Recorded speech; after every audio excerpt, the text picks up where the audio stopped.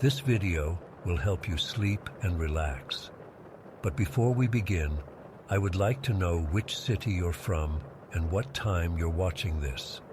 Now, subscribe to the channel, relax, and let's begin. I still get chills thinking about last Christmas Eve. I was 22, living with my parents in Riverside while finishing college and working part-time. Everyone in my family was at my uncle's annual Christmas gathering, everyone except me. I had to work a late shift at the department store where holiday shopping was in full swing. I got home around 8:30 in the evening, exhausted from dealing with last-minute shoppers all day. The house was completely dark and empty when I pulled into the driveway. I remember thinking how weird it felt. Our house is usually so full of light and noise during the holidays. My mom had texted earlier saying they wouldn't be back until almost midnight since my uncle lives about an hour away and they were staying for dinner. After unlocking the door, I flipped on all the lights downstairs. It's stupid, but even at 22, I hate walking into a dark house alone. I heated up some leftovers, grabbed a beer from the fridge, perks of being over 21, and settled on the couch. I put on Die Hard, it's become my personal Christmas Eve tradition, and tried to relax. The neighborhood was unusually quiet. Most people were either out celebrating or already tucked in with family. Our street only has about 15 houses, and most neighbors had their Christmas lights on, but hardly any cars were in driveways. I noticed this while looking out the window during a boring part of the movie. It felt, I don't know, eerie somehow, like I was the only person for miles. Around 11, I just started to doze off on the couch when I heard it. Bang, bang, bang. Someone was pounding on our front door. Not knocking, pounding, like they were trying to break it down. I froze. My first thought was maybe my parents had come home early and forgotten their keys, but they would have called or texted first. Plus, they wouldn't bang like that. The pounding came again, 3 more loud bangs that made the door rattle in its frame. I muted the TV, but didn't get up. My heart was racing so fast I could feel it in my throat. Through the living room window, I could see a shadow moving on the porch, but the porch light was off, and our Christmas lights didn't provide enough illumination to see clearly. The banging came a third time, even harder. I jumped up and quietly moved to the stairs, climbing them as silently as possible. Our house is 2 stories, and my parents' bedroom has a window that overlooks the front porch. I figured I could peek out without being seen. When I got to their room, I carefully approached the window, staying to the side where the curtains would hide me. I pulled the edge of the curtain back just enough to see outside. What I saw made my blood run cold. 3 men, big guys in dark jackets and hats pulled low, were standing on our porch. One was right at the door, his fist raised to pound again. The other 2 were looking around nervously, one checking his phone and the other scanning the street. They weren't wearing masks, but their faces were partially hidden by their hats and the shadows. I let the curtain fall back and slid down against the wall, my legs suddenly weak. My phone was still downstairs, and I didn't have a landline in the bedroom. I had to get back down there without being seen. I crawled on my hands and knees past the window, then crept back downstairs. I could hear them muttering to each other outside, but couldn't make out what they were saying. The knocking started again as I reached the bottom of the stairs. I grabbed my phone from the coffee table and retreated to the kitchen at the back of the house. My hands were shaking so badly I could barely dial. I called my parents first. I know I should have called 911, but I wasn't thinking straight. My dad answered on the 3rd ring. "Tommy, everything okay?" "Dad," I whispered, "there are 3 men trying to get in the house." "What?" Speak up, I can't hear you." I raised my voice slightly, terrified they might hear me through the door. "There are 3 men banging on the front door. I don't know who they are." "Are you sure it's not carolers?" My dad sounded confused, not alarmed. "No, Dad, these aren't carolers. They're big guys. They look, I don't know, scary. They're pounding like they want to break in." That's when I heard the banging stop. For a second, I felt relief. Maybe they'd given up and left. Then I heard footsteps on the gravel path that runs along the side of our house. "Dad, I think they're coming around back. What do I do?" Finally, he seemed to understand the gravity of the situation. "Tommy, hang up and call 911 right now. We're leaving your uncle's immediately. Lock all the doors and windows. Don't let them see you." I hung up and dialed 911 with trembling fingers. As it rang, I heard the men in our backyard. The dispatcher answered, and I tried to keep my voice calm as I explained the situation. "Riverside Police Department? What's your emergency?" "There are 3 men trying to break into my house. I'm home alone." I gave her my address and answered her questions as best I could. Yes, I was safe for the moment. No, I hadn't confronted them. Yes, all doors were locked. No, I didn't recognize them. While I was on the phone, the men started trying the back door, rattling the handle aggressively. Then they moved to the sliding glass door that leads to our patio.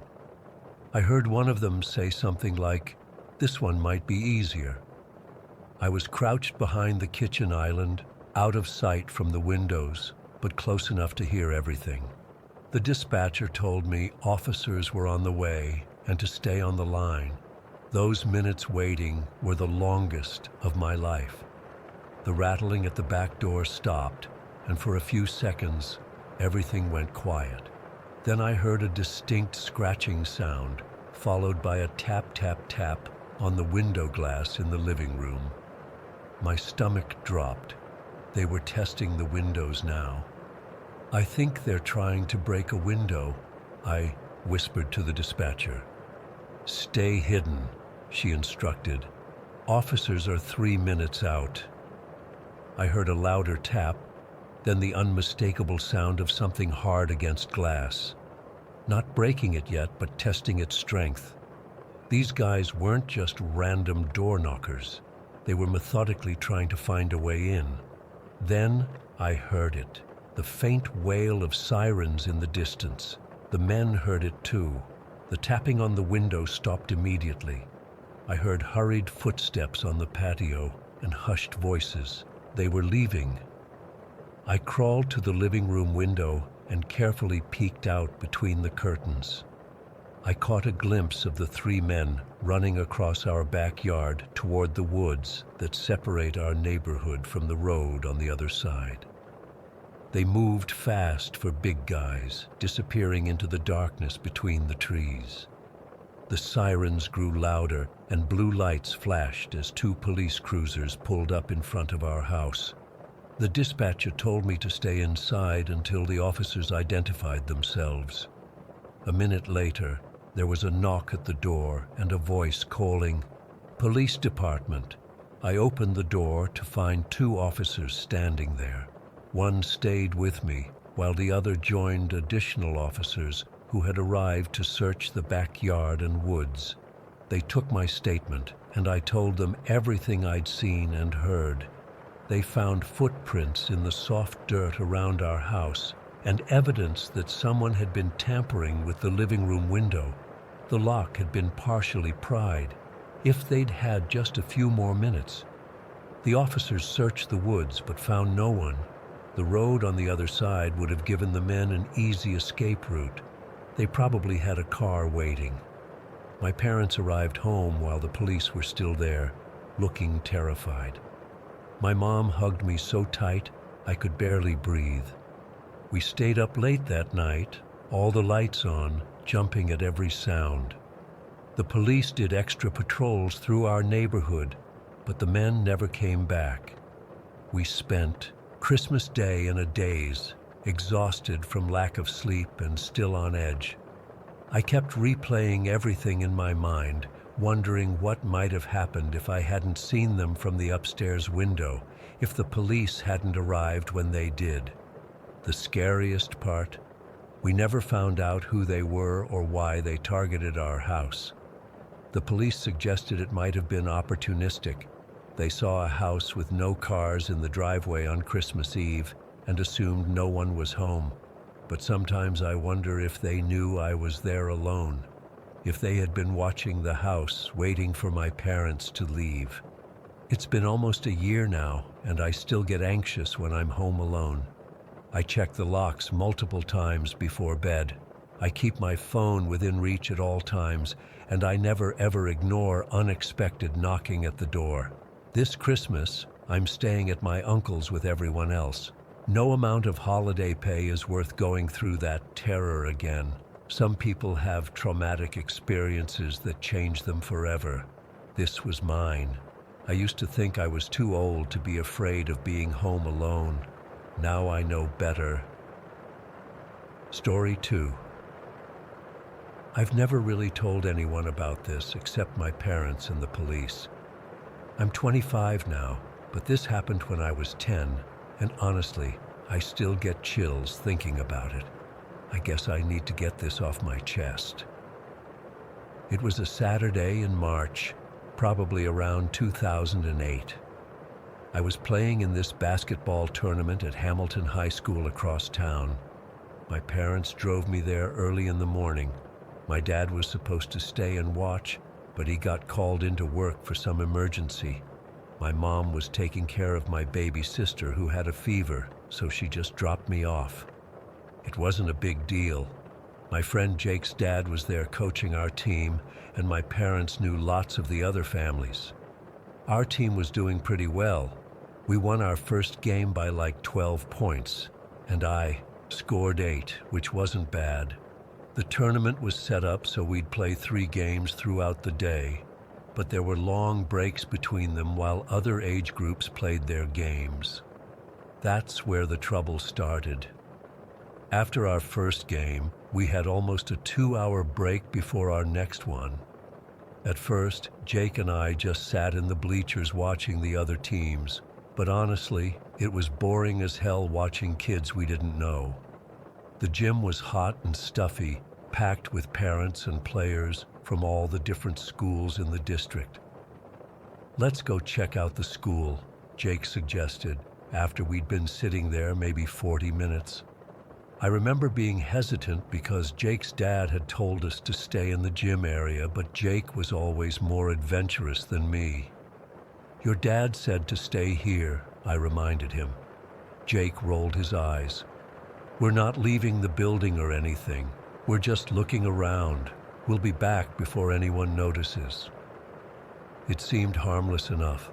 The tournament was taking place in this massive high school, and I was curious what a high school looked like inside. Our elementary school was just one floor with like 20 classrooms total. Hamilton High was 3 stories with multiple wings. So we snuck out through the side door of the gym. Nobody stopped us. All the adults were focused on the current game or chatting with each other. The hallway outside was cool and quiet compared to the noisy gym. The fluorescent lights buzzed overhead, and our sneakers squeaked against the waxed floor. We started just wandering around aimlessly, checking out the trophy cases and posters for school clubs. It was fun at first, pretending we were high schoolers. Jake kept saying stuff like, "This'll be us in a few years," as we looked at photos of the basketball team. I'm not sure how long we were exploring, maybe 15 or 20 minutes, when we realized we'd gone pretty far from the gym. The hallways all looked similar: rows of blue lockers, beige walls, classroom, doors with little windows. I started feeling nervous.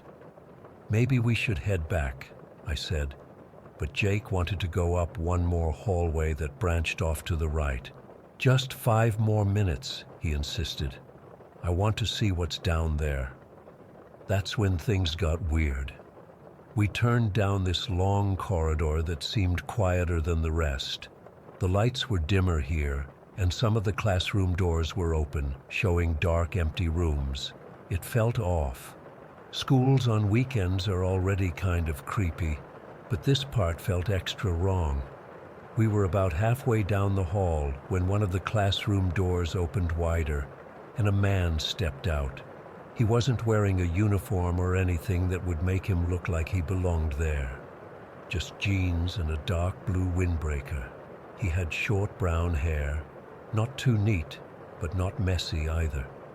The weird thing was how normal he looked, like somebody's dad, maybe mid-30s or early 40s.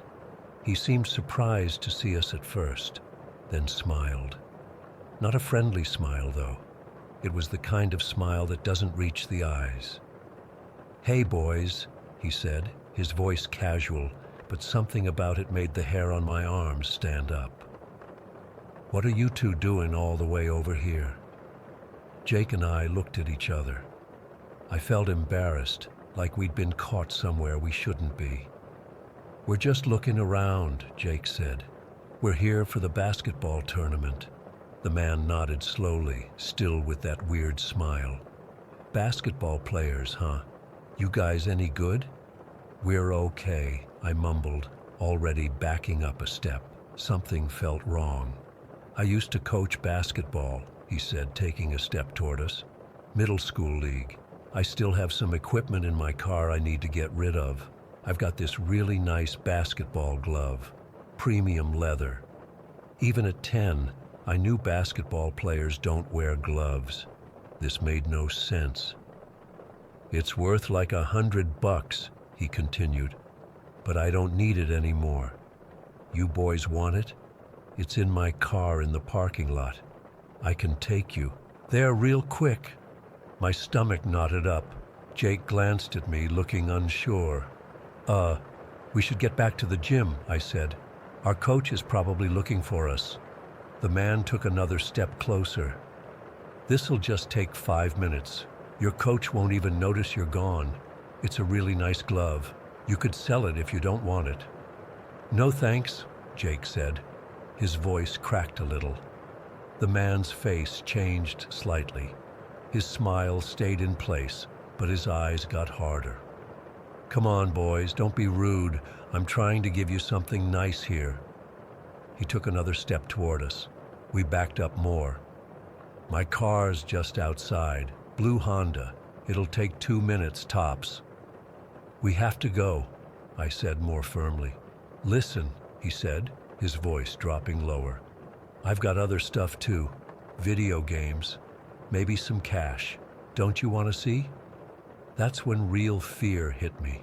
This wasn't right. No adult should be trying to get kids to go to their car.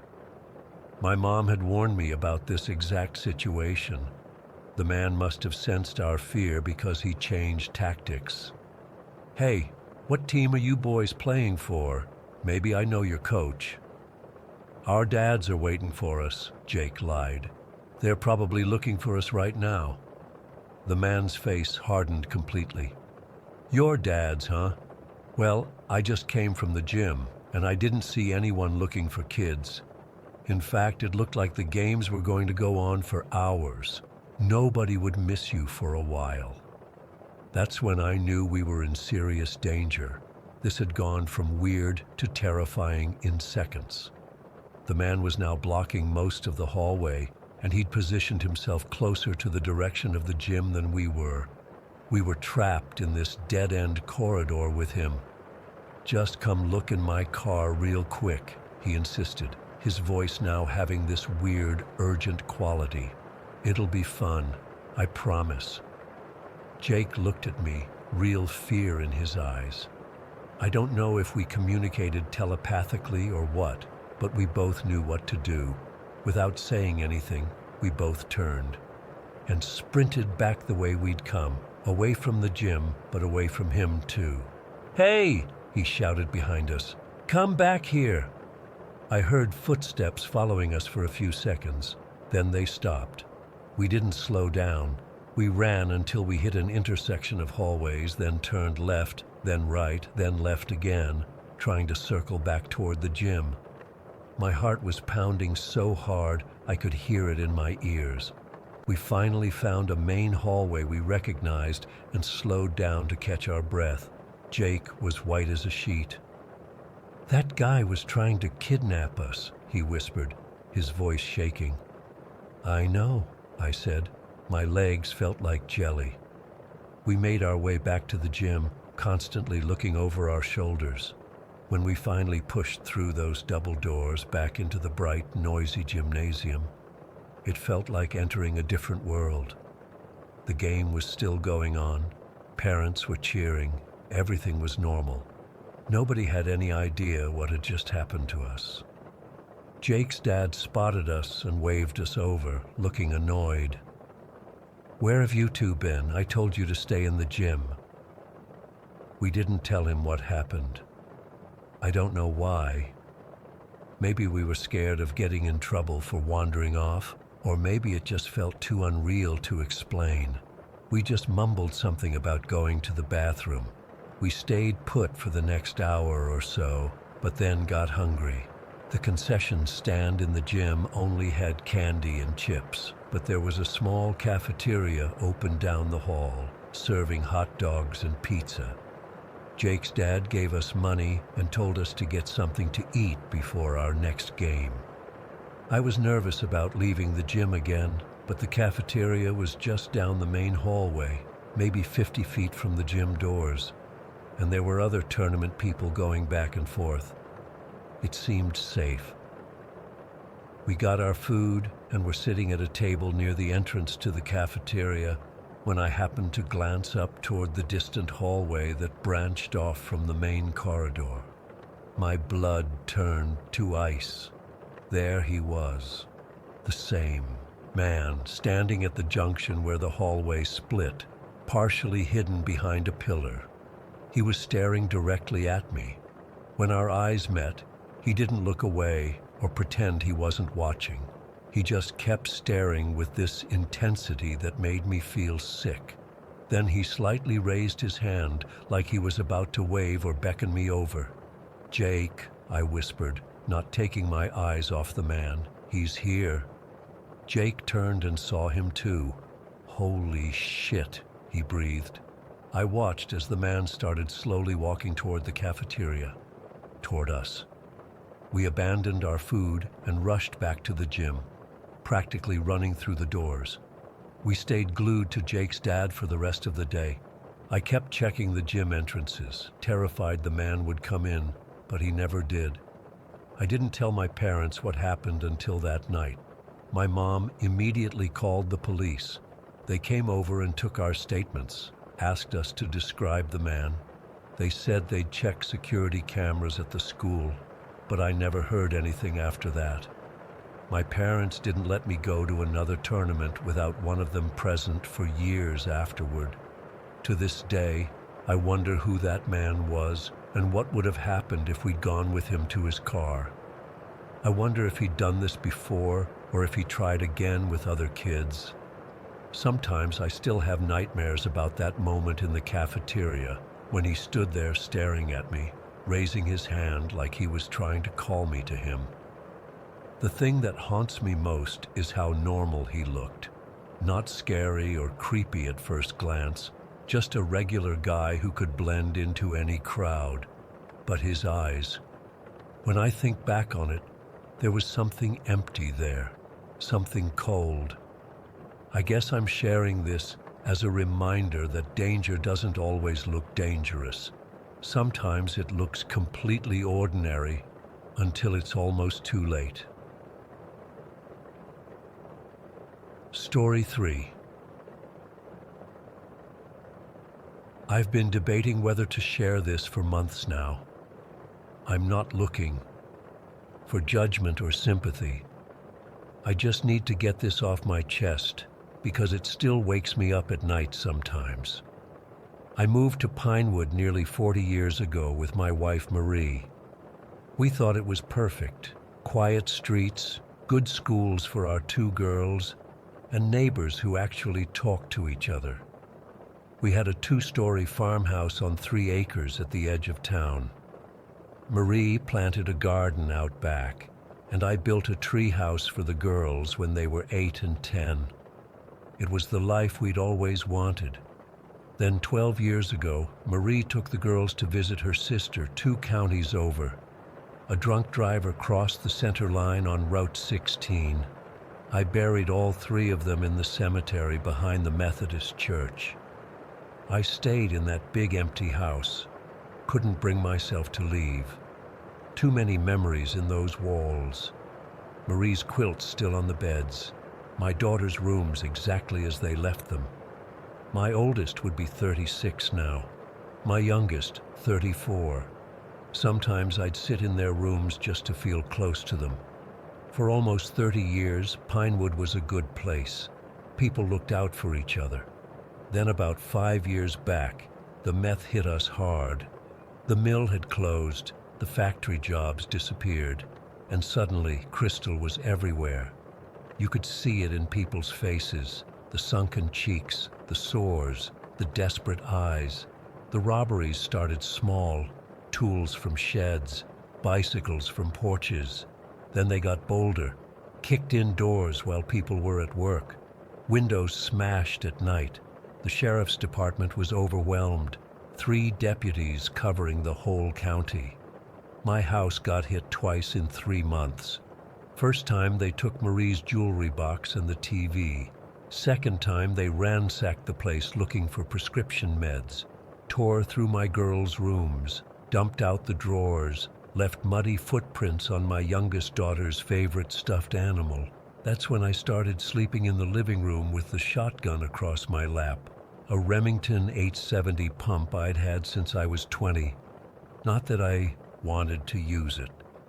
I just wanted to be ready. I'd sit up most nights in the porch rocker with a thermos of coffee, watching the driveway. Neighbors thought I was losing it. Maybe I was. 3 weeks ago, around 2 in the morning, I spotted 2 figures moving up my driveway. Skinny guys in hoodies, moving with that twitchy energy meth heads have. One carried something long, a crowbar, I figured. I called out, "That's far enough." They stopped maybe 30 yards from the porch. The taller one shouted something I couldn't make out. "I've got nothing worth dying for," I called back. "Turn around and leave."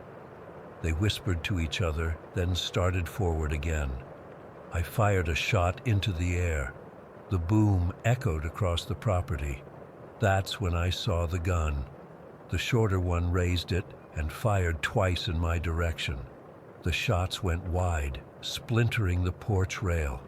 I dropped to the floor, heart hammering against my ribs. Heard them running back down the gravel drive, shouting, "We know where you live, old man. We're coming back to burn you out." I called Sheriff Dawkins. He showed up 40 minutes later, took my statement, found the shell casings from their pistol.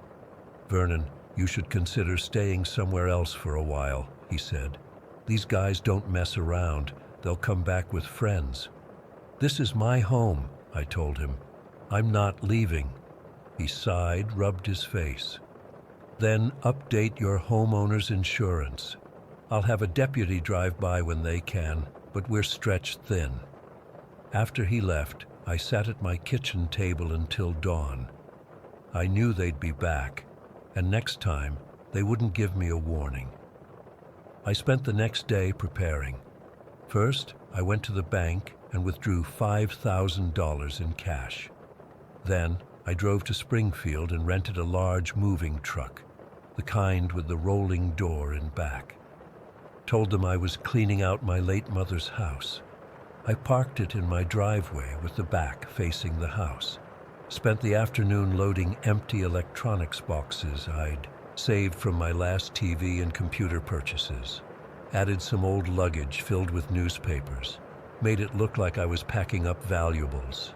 Then I worked on the truck's rear door latch. Nothing obvious, just made sure it would lock automatically when slammed shut, and made it so it couldn't be opened from inside without the key. Took some doing, but I was always good with mechanical things. That night, I turned on all the lights in the house, making it look like I was busy packing.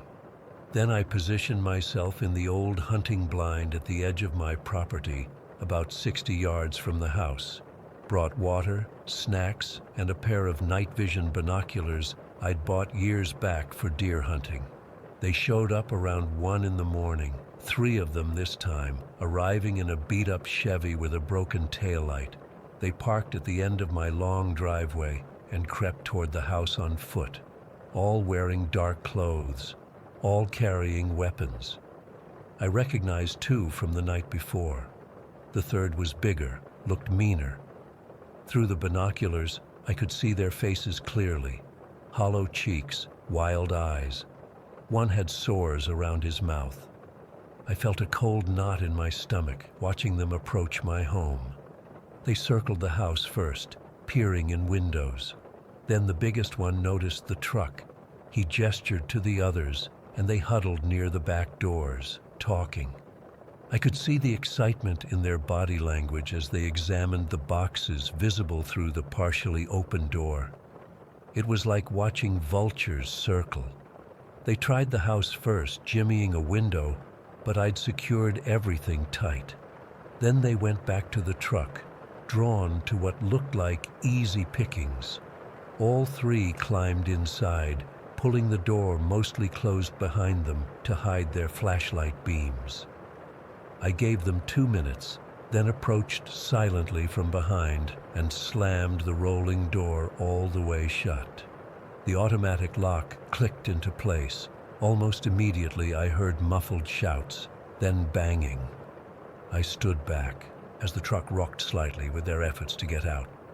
"Hey!" one shouted. "Someone's out there!" I said nothing.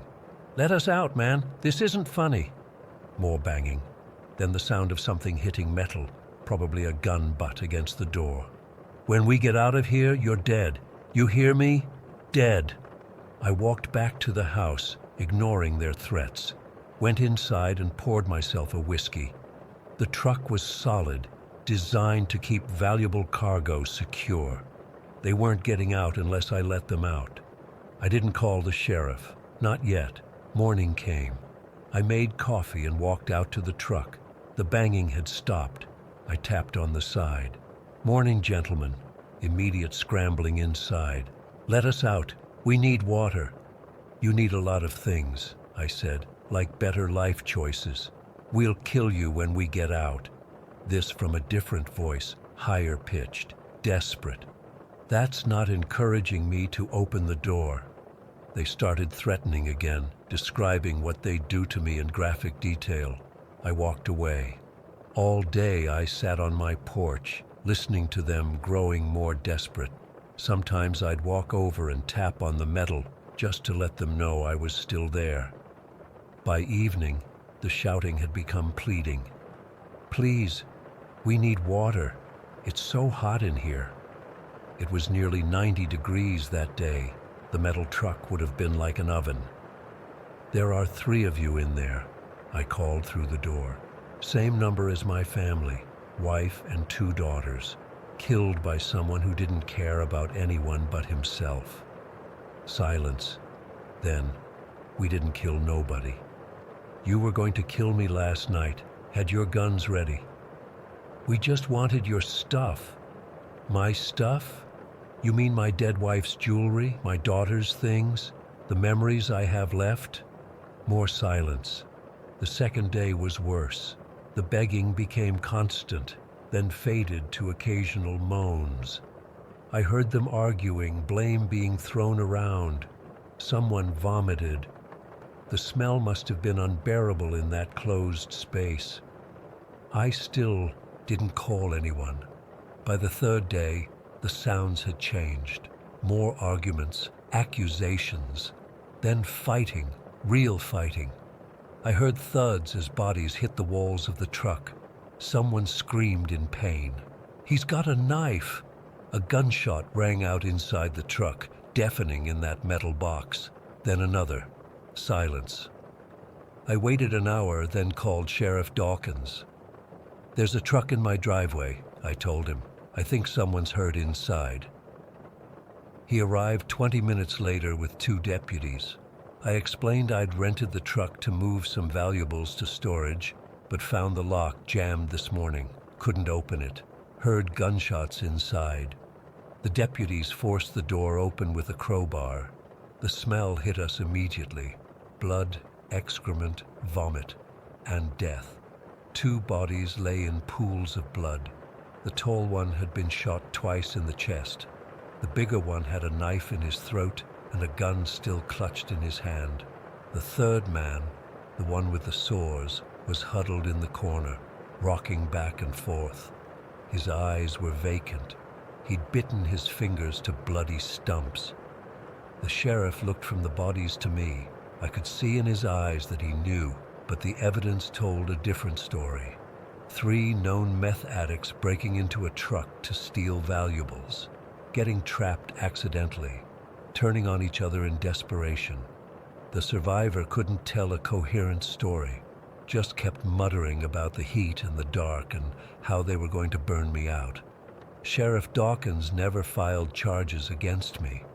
The official report stated that the 3 men had attempted theft, became trapped due to a faulty locking mechanism, and subsequently 2 died in a conflict among themselves.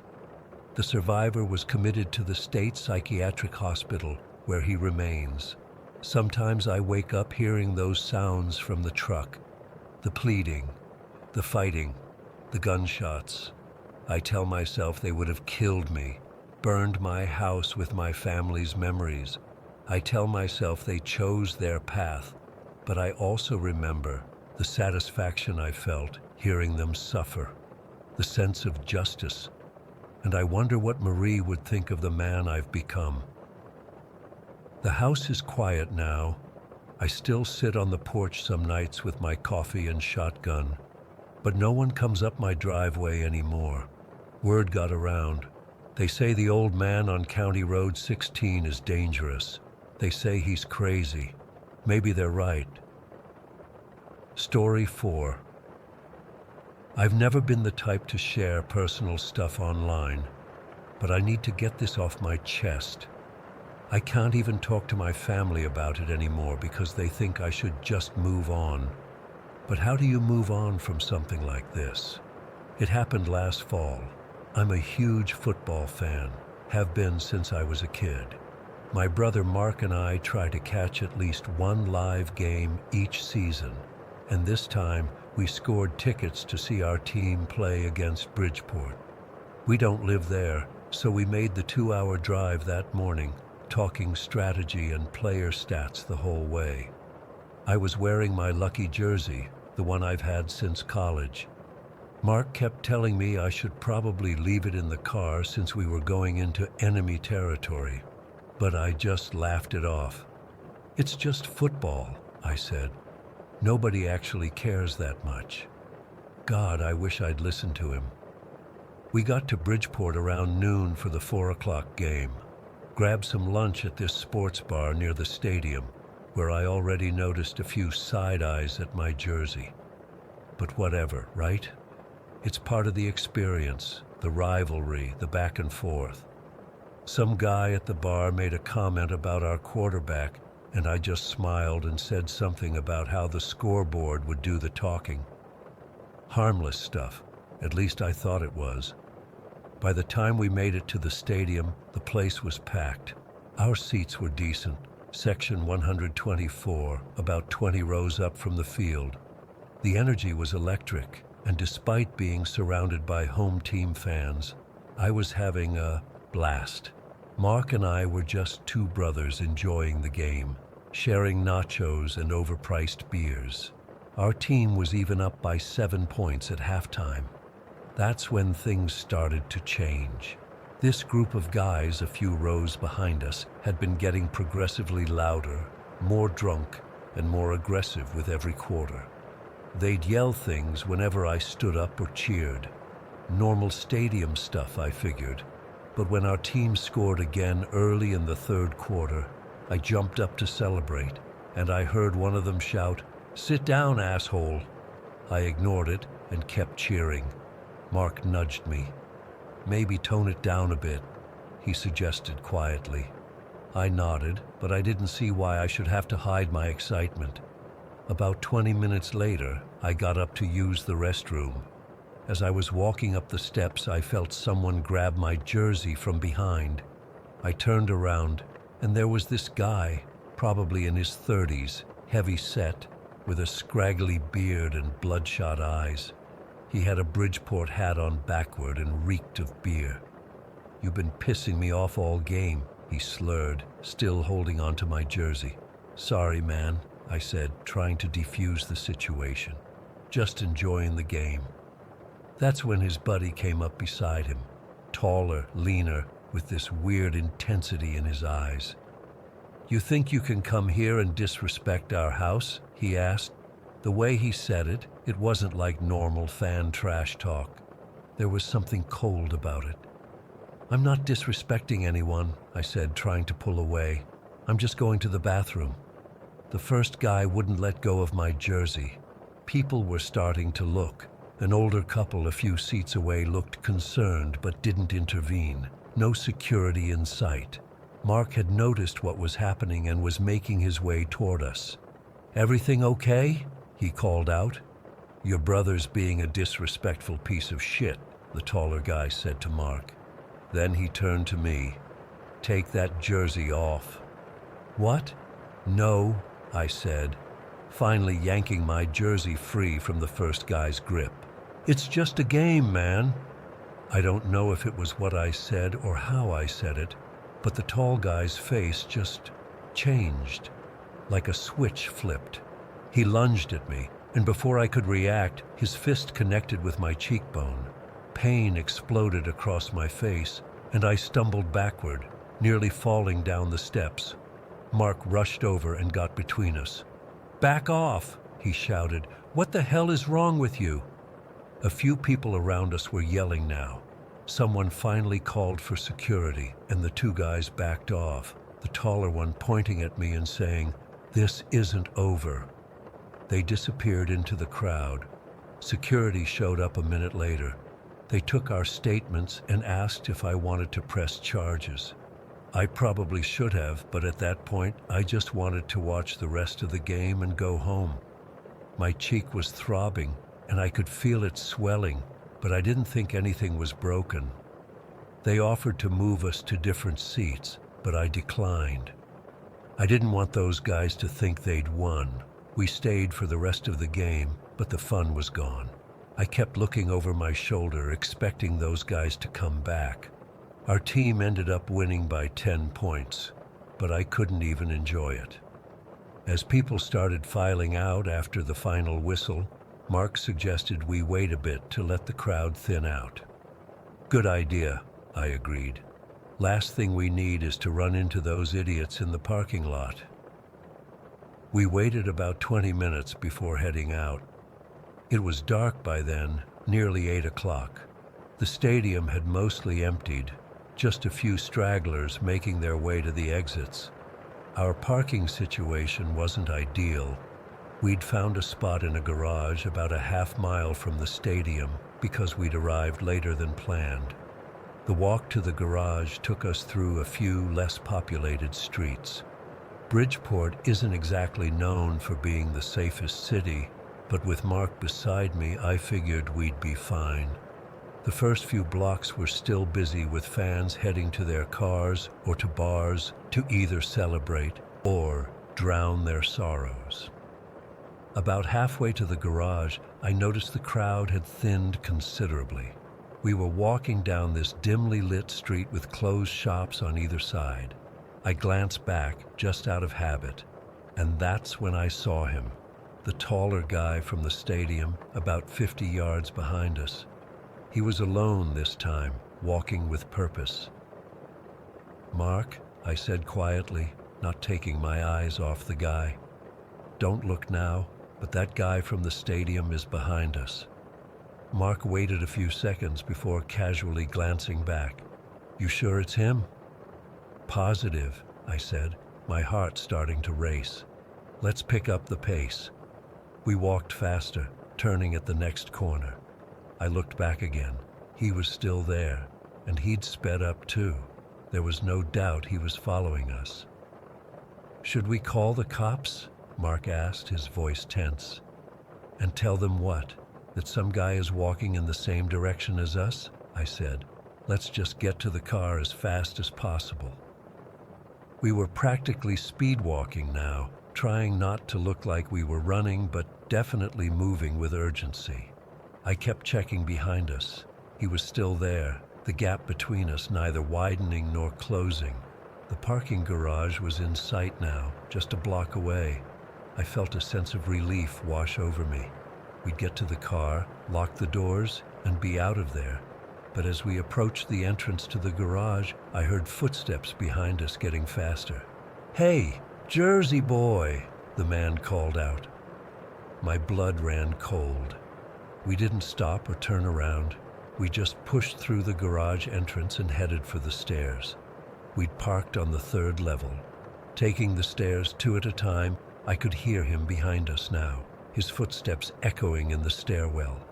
"You think you can just walk away?" he shouted, his voice bouncing off the concrete walls. "Not in my city." We reached the 3rd level and sprinted toward our car. The garage was nearly empty by now. Our footsteps echoed loudly as we ran across the concrete. I fumbled for my keys, my hands shaking. That's when I heard something hit the ground behind us. I turned to see a rock skittering across the concrete. The guy was about 30 yards away now, bending down to pick up another rock from a landscaping area near the elevator. "Mark, hurry," I said, finally getting the key fob out. I pressed the unlock button and the car's lights flashed. Another rock flew past us, narrowly missing my head. "You disrespectful piece of shit," the man yelled, his voice echoing throughout the garage. "You come to our house and think you can just leave?" We reached the car. Mark ran to the passenger side while I went for the driver's door. As I was opening it, a rock struck the back window with a loud crack. It didn't break, but it left a large spiderweb-like impact mark. "Get in," I shouted to Mark. We both dove into the car, and I hit the lock button immediately. The man was running toward us now, his face contorted with rage. I fumbled with the keys, trying to get them into the ignition. Another rock hit the side of the car with a sickening thud. "Start the car," Mark yelled, ducking as another rock hit his window. The engine roared to life just as the man reached the car. He started pounding on the hood, screaming obscenities at us. I threw the car into reverse, but he moved to the side and continued throwing rocks. One hit the windshield, creating a small crack that started to spider outward.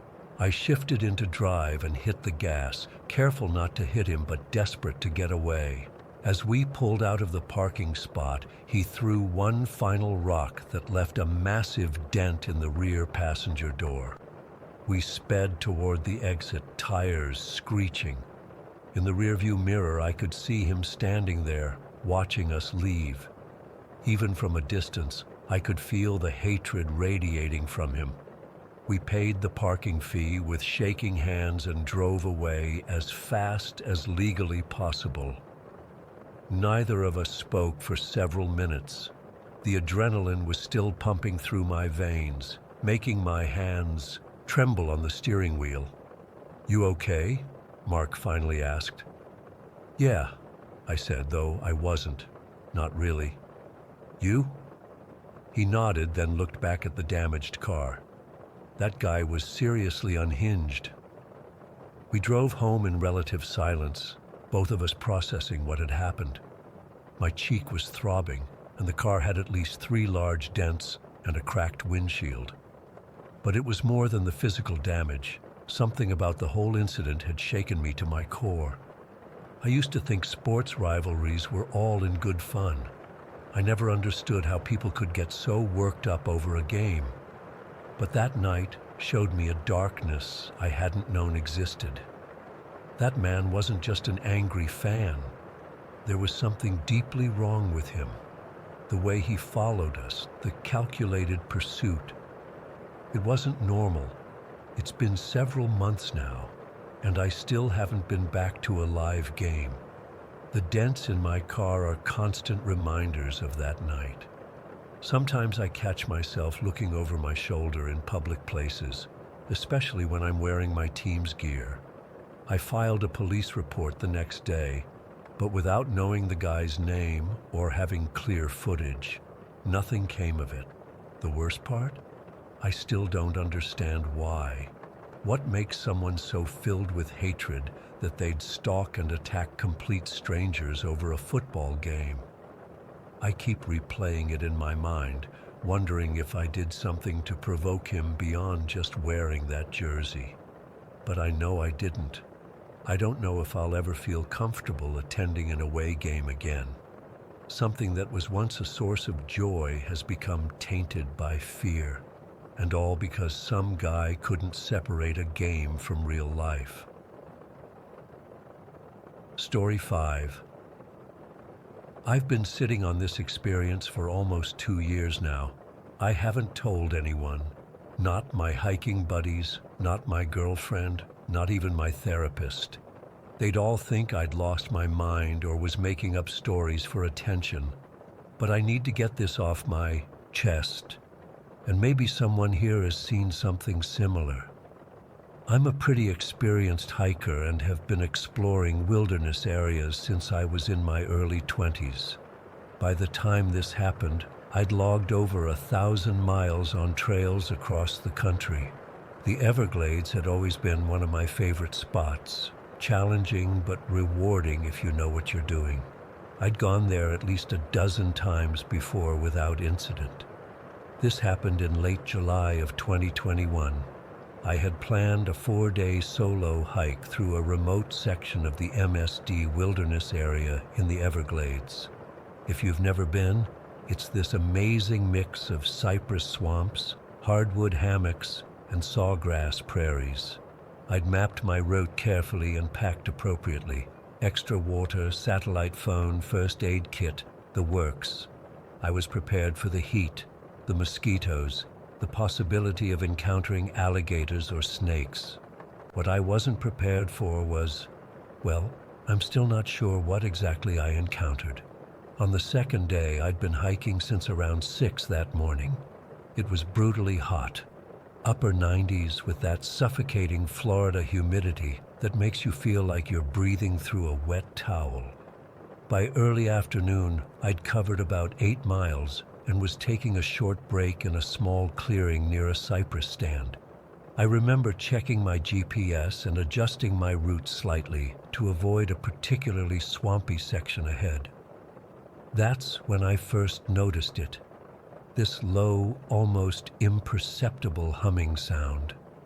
At first, I thought it might be distant airboat motors or maybe even a helicopter way off in the distance. But there was something odd about the tone. It was steady but seemed to pulse slightly, like it was slowly increasing and decreasing in intensity. I stood up, trying to locate the source, when the sound suddenly got louder. And then I felt it. This weird vibration in my chest, almost like standing too close to a massive speaker at a concert. But it wasn't painful, just present. Like my whole body was resonating with whatever was making that sound. I was scanning the tree line when something burst through the canopy about 30 yards away. My first thought was that it was a bird, maybe a hawk or a vulture, but immediately I knew that was wrong. The movement was all wrong, and the shape was impossible. It was a beetle, a fucking beetle the size of a football. I'm not exaggerating. This thing was massive, easily 15 inches long, maybe 6 or 7 inches wide. It had this dark green segmented body with these long hooked legs tucked underneath it. Its wings were making this blur as it flew, catching the sunlight in flashes of iridescent green and blue. Here's the weird thing. I wasn't scared, not at first. I was just stunned, confused. My brain couldn't process what I was seeing. I remember thinking, this can't be real. Insects don't get that big, not in North America, not anywhere. But there it was, circling about 15 feet above me. I stood frozen, watching it make 3 complete circles around the clearing. The humming got louder with each pass. Then, without warning, it changed direction and descended toward me. That's when the first jolt of fear hit me. I remember taking a step back, nearly tripping over my backpack. The beetle stopped its descent and hovered maybe 3 feet in front of my face, completely stationary, except for those rapidly beating wings. And that's when I saw its eyes. God, those eyes. They were huge, glossy black orbs that took up at least half of its head. They weren't like normal insect eyes, not compound or faceted. They were smooth and deep and looked wet like pools of ink. But what really got to me, what still haunts me, was the sense of intelligence behind them. It was looking at me, not just in my direction, but at me. There was awareness there, a consciousness that felt completely alien, yet undeniably present. It was studying me, examining me with a curiosity that felt invasive and wrong. We stayed like that, for what felt like minutes but was probably only 15 or 20 seconds. Me, frozen in place, hardly breathing. It, hovering silently, those massive black eyes fixed on mine. I could feel sweat pouring down my back, and my heart was hammering so hard I thought it might burst. Then, without any warning, it darted away, not gradually, but in an instant, like a rubber band snapping. 1 second it was there, the next it was gone, disappearing back into the tree canopy. The humming faded almost immediately. I stayed rooted to that spot for a long time afterward, unable to move. My hands were shaking so badly I couldn't even grab my water bottle. Eventually, I managed to set up my tent right there in the clearing, even though it was only mid-afternoon. I couldn't bring myself to continue hiking. Every rustle in the trees, every insect buzz made me flinch. That night was the worst. I couldn't sleep for more than a few minutes at a time. Every time I closed my eyes, I saw those huge black orbs staring at me. And when I finally did fall into a deeper sleep, the nightmares started. In my dream, I was back in that clearing, but I couldn't move. The beetle was there again, hovering in front of me, but its eyes were growing larger and larger until they were all I could see. 2 massive black pools slowly engulfing me, pulling me into their depths. I could feel myself being consumed by that darkness, by that alien awareness. I woke up gasping for air, my sleeping bag soaked with sweat. That was it. I couldn't stay out there another night. I broke camp before dawn and started hiking back to my car. It should have taken me most of the day, but I made it in just under 5 hours, practically jogging the entire 6 miles, stopping only to gulp water and check my bearings. Every step of the way, I felt watched. I kept glancing over my shoulder, scanning the trees, jumping at shadows, the normal sounds of the Everglades, the bird calls, the rustle of small animals in the underbrush, all seemed menacing now, like they were masking something else, something waiting. When I finally reached my car, I threw my gear in the back seat and drove straight home, not even stopping for gas until I was well out of the area. I remember checking my rearview mirror obsessively the whole way back. Once I got home, I spent hours online researching beetles. I looked at every species native to Florida, then expanded to the entire United States, then globally. The closest matches I could find were some of the larger beetle species from South America: Hercules beetles, elephant beetles, Titan beetles, but even the largest of these are typically no more than 6 or 7 inches long. And none of them had eyes like that, those deep, knowing eyes. I considered the possibility that what I saw was some kind of escaped exotic pet, or maybe even an undiscovered species. But the size was just wrong, physically impossible, according to everything I know about insects. Their respiratory systems simply can't support bodies that large. At least, that's what science tells us. The weeks after my return were difficult. I had trouble sleeping, and when I did, those eyes were always waiting for me in my dreams. I became jumpy, startling at loud noises or sudden movements. I couldn't bring myself to talk about what happened. How could I? Hey, I saw a giant, intelligent beetle in the Everglades. Sounds like the beginning of a bad sci-fi movie. It's been almost 2 years now, and I haven't been hiking since. Not in the Everglades, not anywhere remote. I sold most of my gear. I moved from my rural house to an apartment downtown.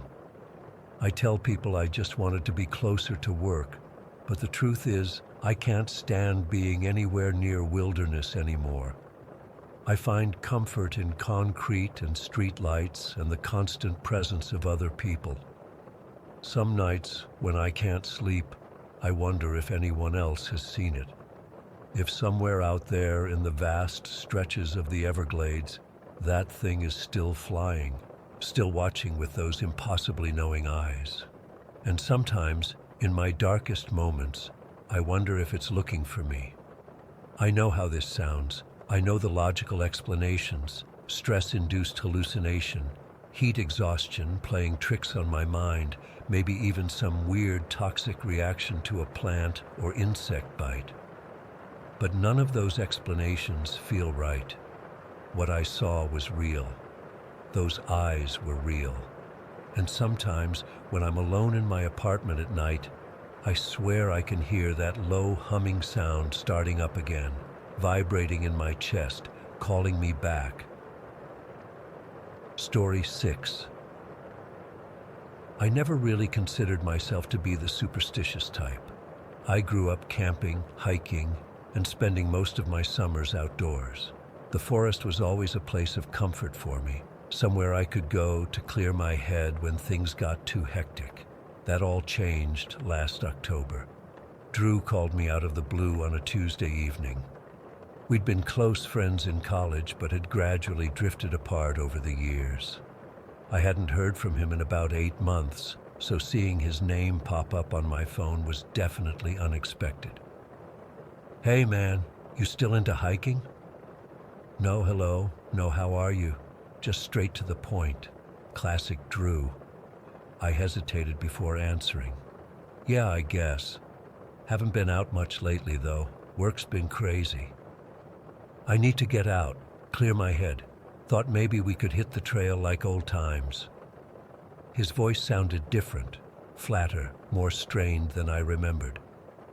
We eventually made plans to meet in Asheville that weekend. Drew suggested a multi-day hike on a secluded stretch of the Appalachian Trail near the Tennessee-North Carolina border.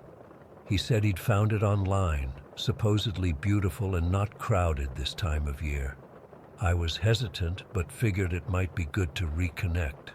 Plus, I had some vacation days I needed to use. When I met Drew at the coffee shop in Asheville, I almost didn't recognize him.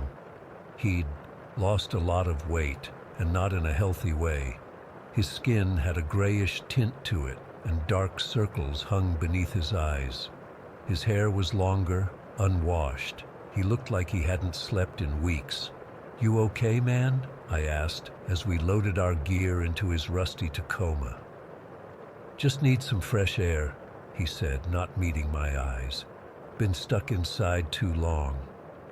I should have paid more attention to the warning signs. Drew had always been animated, quick to laugh. This version of him was subdued, distracted. But I chalked it up to whatever personal stuff he was going through and figured a weekend away might help. We drove for about an hour before turning onto a narrow dirt road that wound deep into the forest.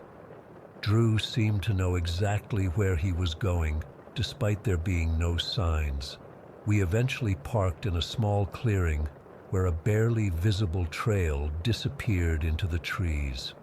"This doesn't look like an official trailhead," I said, noticing the absence of any markers or information boards. Drew shrugged. "It's a less traveled section. Trust me, it's worth it." The moment we stepped onto the trail, something felt off. The path was overgrown, with branches reaching across like grasping fingers.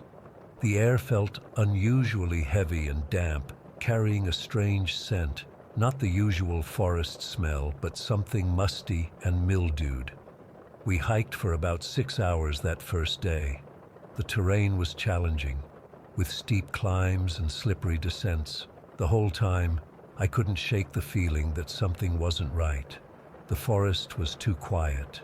No birds, no squirrels, just the sound of our boots and breathing. By evening, we reached a dry creek bed that Drew deemed good enough for camping. We set up our tents, cooked a quick meal, and turned in early, exhausted from the hike. I woke up at exactly midnight. I know because I checked my watch when I opened my eyes, suddenly alert without knowing why. The forest had gone completely silent, not the normal nighttime quiet, but an absolute absence of sound. No insects, no rustling leaves, nothing. It was like someone had hit mute on the world. Then I heard it, a strange grinding noise just beyond our campsite. Not footsteps, not an animal growl, but something like someone dragging a bag of rocks through wet gravel. The sound circled our camp slowly, methodically. "Drew," I whispered, "you hear that?" "Don't move," he whispered back from his tent. "It'll pass." It'll pass? Why would he say that? Like he knew what it was. The sound continued circling for what felt like hours. I lay frozen in my sleeping bag, heart pounding so hard I thought it might burst from my chest. Eventually, I must have fallen asleep from pure exhaustion. When morning came, Drew acted like nothing had happened. I wanted to talk about the strange noise, but he kept changing the subject, urging me to pack up quickly so we could get moving. While taking down my tent, I noticed something that made my blood run cold, a set of deep boot prints in the soft earth, circling our campsite. They hadn't been there the previous evening. Someone had walked around us all night, watching. "Drew, look at these tracks," I said, pointing. He glanced at them briefly. "Probably just deer," he muttered, but his hands trembled as he stuffed his sleeping bag into his pack. Deer don't wear boots. We continued hiking that day, and things just got weirder. Around noon, I checked my watch to see how long we'd been walking, and realized it was showing 2 in the afternoon. Drew's watch said the same. Somehow, we'd lost 2 hours without noticing. "Maybe our watches are wrong," Drew suggested, but his voice wavered. Shortly after, we encountered another person on the trail, the first we'd seen since starting our hike. A gaunt, disheveled man walked toward us, barefoot despite the cold, carrying a bundle of sticks tied together with what looked like animal sinew. He passed without acknowledging us, never making eye contact. His lips moved as if he was talking to himself. "That guy didn't have any gear," I said after he'd passed. "No water, no food. What's he doing out here?" Drew just kept walking. That night, we set up camp in a small clearing. I was exhausted, but too unsettled to sleep well. Around 3 in the morning, I heard whistling, 3 distinct notes, repeated over and over. Then footsteps circling again. I lay still, hardly breathing, until dawn finally broke. The 3rd day is when I started to really feel like we'd stepped into somewhere we shouldn't be. The trail itself began to feel wrong. The trees were spaced too evenly. The light filtering through the canopy had an artificial quality to it, cold and blue-tinged. We kept finding disturbing markers. 3 vertical slashes carved into tree trunks, small pyramids built from stones with tufts of animal fur placed on top. dead moths arranged in concentric circles on fallen logs. "Drew, what the hell is going on?" I finally demanded, stopping in my tracks. "This isn't normal. None of this is normal." He stood with his back to me for a long moment before turning around. His face had that same gray pallor, but his eyes were different, wider, almost feverish. "I've dreamed about this place," he whispered. "For months now, I've been seeing it in my sleep. The trees, the stones, the whistling. I needed to know if it was real." "And you dragged me into it without saying anything?" I was angry now, scared and angry. "We need to turn back." "We can't," Drew said simply. "It won't let us go back the same way. It, not the trail or the forest, but it." That afternoon, we found barefoot prints in the mud, adult-sized but not matching the man we'd seen earlier. We followed them, against my better judgment, to a small, rotting ranger station. The building looked like it had been abandoned for decades, with broken windows and moss growing up the walls. Inside, we found animal bones arranged in strange patterns on the floor and a shelf with neatly folded clothes. A wallet sat on top of the pile. Drew opened it and pulled out a driver's license. "Ryan S. Woodley," he read aloud. "Expired 5 years ago." The clothes were clean and unworn, just sitting there like their owner had stepped out of them and walked away. We heard the whistling again, closer this time, and ran. We grabbed our packs and fled, no direction in mind except away from that sound. It was only after an hour of panicked hiking that I realized our GPS devices were gone. They had been in our packs at lunch, but now they'd vanished. Drew became increasingly unhinged as the day wore on. He kept muttering about how we weren't on the Appalachian Trail anymore, hadn't been since the first night, that we'd crossed over into somewhere else. Before dusk, we stumbled upon a perfectly circular clearing. In the center stood a ring of stones, each placed exactly the same distance apart. The ground inside the ring was bare. No grass, no fallen leaves, nothing. Just exposed, dark earth. "We can't stay here," Drew said, backing away. "Not near this." We pushed on until it was almost too dark to see, finally making camp in a dense thicket that felt marginally safer. Neither of us slept. We sat back to back, listening to the woods around us. Around midnight, we heard our own voices coming from the darkness. My voice, then Drew's, having the exact conversation we'd had that morning, word for word, inflection for inflection. But we weren't speaking. "Only one of us is going to make it out," Drew said suddenly, his voice cracking. "That's how it works. It takes one and lets one go, to bring others back." "What are you talking about?" I demanded, but deep down, I knew he was right. I could feel it in the unnatural stillness of the air, in the way the darkness seemed to press against us like a physical thing. At first light, we ran. No trail, no direction, just pure survival instinct. We crashed through underbrush, slid down slopes, waded through freezing streams. The whistling followed us, 3 notes over and over, sometimes right behind us, sometimes from multiple directions at once. Drew fell. We were scrambling up a steep incline when his foot caught on a root. I heard the snap of bone and his scream. His leg was twisted at an impossible angle, clearly broken. "Go!" he gasped, clutching his leg. "Run! Don't look back." I'm ashamed to say I did exactly that.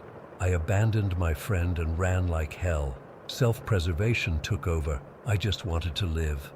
The forest seemed to shift around me, paths appearing where none had been before, leading me onward. I emerged onto a proper trail with actual markers around noon. 20 minutes later, I stumbled into a park ranger on patrol. He didn't seem surprised to see me, wild-eyed and bleeding from dozens of scratches. "You're lucky it let you go," he said, and my blood went cold. My friend, I gasped. He's still out there, broken leg. We need to find him. The ranger called in a search and rescue team, but his expression was grim. Pairs go in, one comes out. That's how it usually goes. What do you mean? I asked, but he just shook his head and handed me a water bottle. The search went on for 3 days. Miraculously, they found Drew alive, though severely dehydrated and delirious. His broken leg was the least of his problems. Whatever happened to him in those 3 days destroyed something inside him. He wouldn't speak about it, wouldn't acknowledge me or anyone else from his previous life. Last I heard, he'd moved to New Mexico, changed his name, and cut off contact with everyone he used to know. The official report chalked it all up to a hiking accident and exposure, with our strange experiences dismissed as hallucinations from dehydration and stress. But I know what I heard, what I saw. I haven't gone back into the woods since that day. Can't even bring myself to walk in the local park if it means going under tree cover. Sometimes when I'm alone in my apartment at night, I hear 3 sharp whistles from outside my window, followed by my own voice calling my name. And I know, whatever was in those woods, it remembers me. And someday, it expects me to bring it someone new. Story 7. I still wake up in a cold sweat some nights, thinking I hear that sound again, that wet, gargled laughter coming from just outside my bedroom window. It's been 4 months since our trip to that godforsaken basin in southern Utah, and I'm still not right. I don't think I ever will be. It was supposed to be our annual camping trip, just me, Eric, Marcus, and Caleb reconnecting like we'd done every year since college. We'd usually pick somewhere like Zion or Bryce Canyon, places with actual trails and other people around. But this year, Eric had this amazing spot he'd heard about from some guy he met at a bar in Moab. It's this hidden basin between 2 ridges, he told us over beers at my place while we were planning. No tourists, no park rangers, just pure wilderness. The guy said it was spiritual, like you could feel the energy of the earth there. Marcus was skeptical. Sounds like the beginning of a horror movie, man. We all laughed, including me. If only we'd known. I remember the drive there so clearly. We took Eric's Jeep Wrangler, packed with our gear, heading south on I-15 for about 5 hours before turning onto progressively smaller roads. The last 20 miles weren't even on the GPS. Eric was navigating from handwritten directions. "Are you sure this place actually exists?" Caleb asked as we bounced along a dirt path that barely qualified as a road. The landscape had been getting more desolate by the mile. Red rock formations rose around us, and the vegetation thinned until there was hardly anything alive except the occasional scrubby juniper. No houses, no power lines, no cell service, just empty desert stretching to the horizon. We reached what Eric said was our starting point around 4 in the afternoon. From there, we had to hike about 2 miles to the basin, carrying everything on our backs. The sun was already low, casting long shadows, and I remember feeling this growing unease as we walked. "Listen," Marcus said suddenly, stopping in his tracks. We all froze. "What?" I asked. "Nothing. That's what's weird. I don't hear anything." He was right. There were no birds, no insects buzzing, no wind rustling through the sparse vegetation, just a heavy, pressing silence that felt wrong, like the whole area was holding its breath. "Probably just the time of day," Eric said, but I could tell he was unsettled too. We reached the basin just as the sun was setting. It was a broad, shallow depression, maybe half a mile across, ringed by rocky ridges. In the center was a stand of juniper trees, the only substantial vegetation we'd seen for miles. "That's where we'll camp," Eric said, pointing to the trees. As we set up our tents, I couldn't shake this feeling of being watched. I kept glancing at the ridgeline, expecting to see someone or something silhouetted against the darkening sky, but there was never anything there. We got a fire going and cracked open some beers. For a while, it felt like our normal trips, talking shit, reminiscing about college, catching up on each other's lives.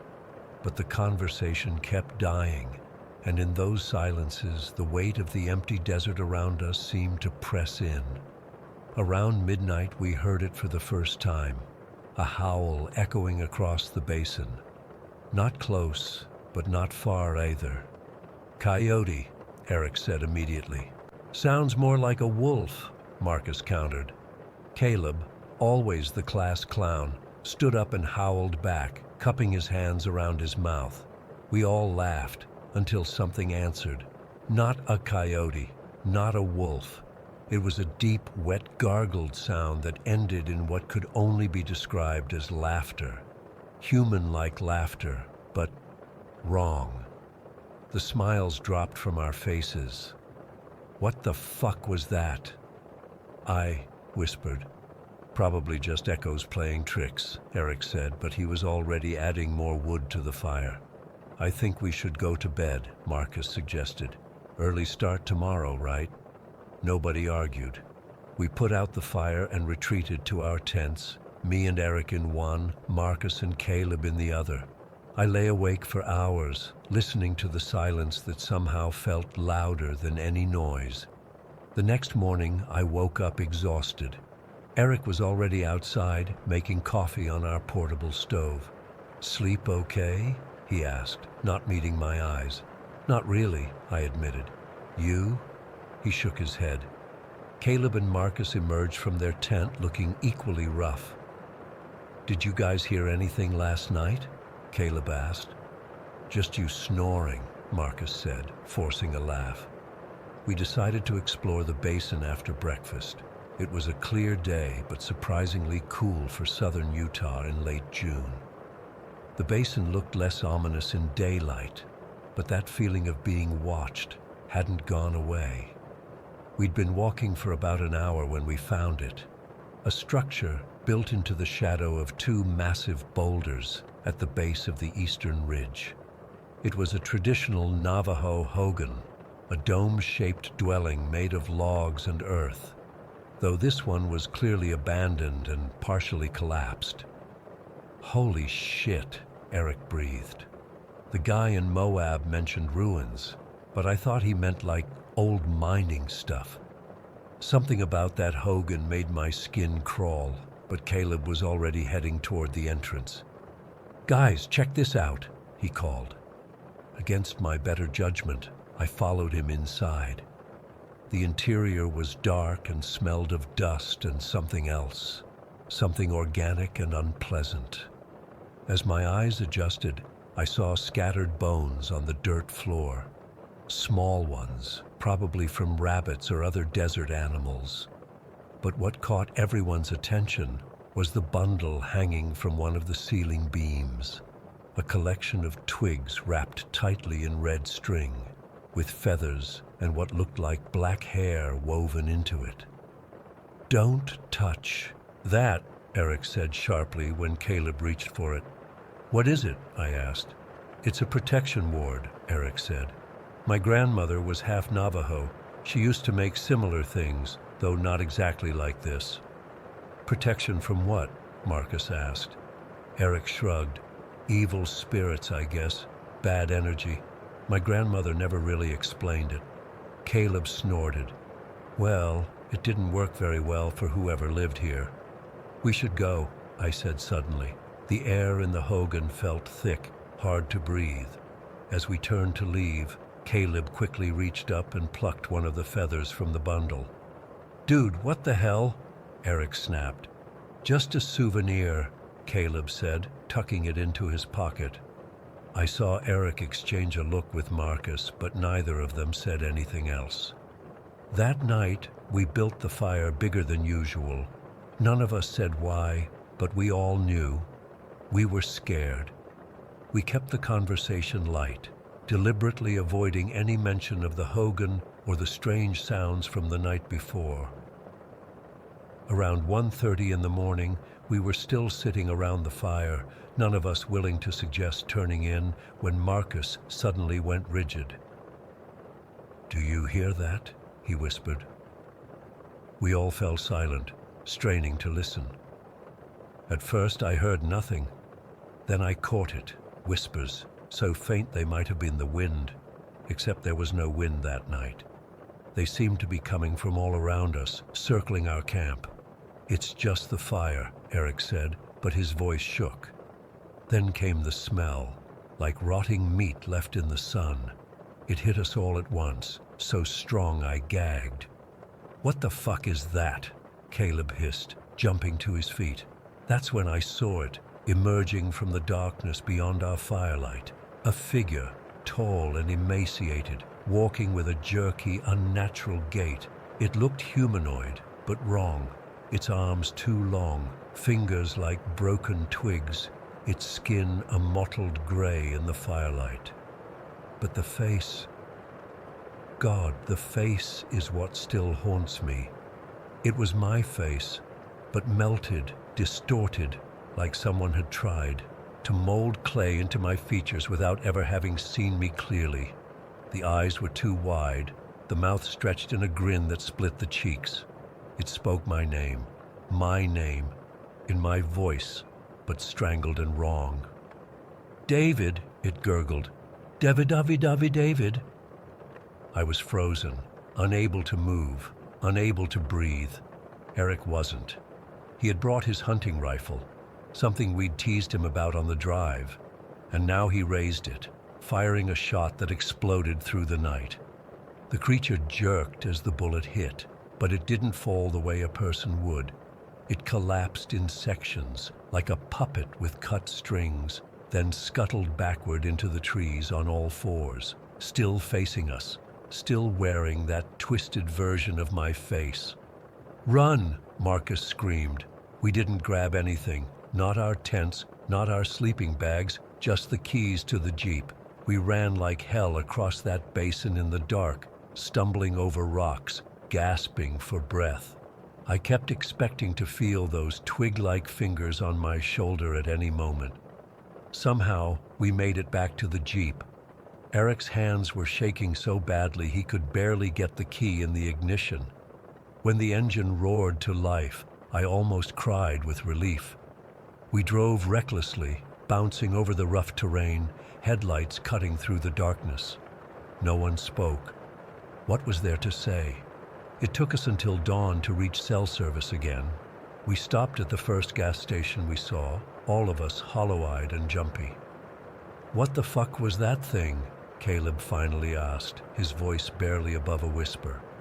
"I don't know," Eric said, "but my grandmother used to tell stories about things in the desert, things that could wear your face." "Bullshit," Marcus said, but there was no conviction in his voice.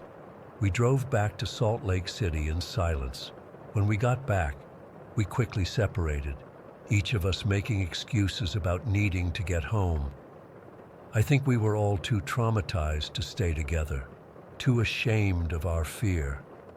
That night, alone in my apartment, I convinced myself it had been a prank or a hallucination brought on by dehydration, or anything but what it had seemed to be, until I saw it again.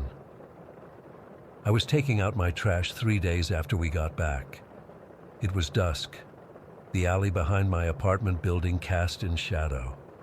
I was just closing the dumpster lid when I felt that same heaviness in the air, that same sense of being watched. I turned slowly, already knowing what I would see. It stood at the end of the alley, its misshapen body silhouetted against the streetlight. My face, but wrong. I ran inside and locked every door and window. I didn't sleep that night or the next. I called Eric, but he didn't answer. Neither did Marcus. Caleb's phone went straight to voicemail. After a week of this, glimpses of the creature outside my apartment, in reflections, in crowds. I knew what I had to do. It had followed me home, or maybe it had followed the feather Caleb had taken. I had to go back. I drove to Caleb's place first and banged on his door until his roommate answered. "He's gone camping again or something," the guy told me. "Left a couple days ago." I tried Eric and Marcus again. Nothing. So I went back alone.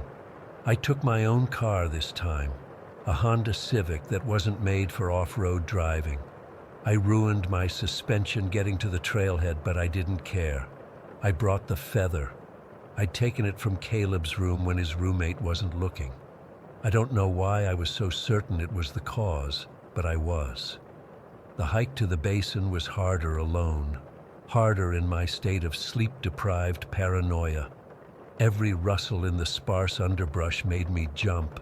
Every shadow seemed to move on its own. I reached the basin as the sun was setting, just like before. The hogan was still there, half collapsed against the boulders. Our abandoned campsite was untouched, our tents still standing. With shaking hands, I approached the hogan. The smell was worse now, that rotting meat odor that had preceded the creature's appearance. I forced myself to enter the dark interior. The bundle still hung from the ceiling beam. I reached up, holding the stolen feather, intending to reattach it somehow. That's when I heard the wet, gargled breathing behind me. I turned slowly. It stood in the doorway, blocking the exit. But now, in the dim light filtering through the collapsed roof, I could see it clearly. It wasn't just wearing my face, it was wearing pieces of all of us. Caleb's eyes, Marcus's mouth, Eric's nose, all arranged on a face that was fundamentally mine. A skinwalker. That's what my mind supplied, though I'd never really believed such things existed. Behind it, visible through the doorway, were dozens of shadow figures, all wearing variations of my face. Some older, some younger, some barely recognizable as human. The creature leaned close, so close I could smell its breath, like meat left too long in the sun. It whispered something in my ear, words in a language I didn't understand, but somehow knew were ancient. Then darkness took me. When I woke up, the hogan was gone. Not collapsed or destroyed, completely gone. In its place was a circle of scorched earth, as if a fire had burned intensely hot and then gone out. I ran. I ran back to my car and drove home, convinced I had somehow appeased whatever ancient force we had disturbed by returning the feather. For 3 weeks, I felt free.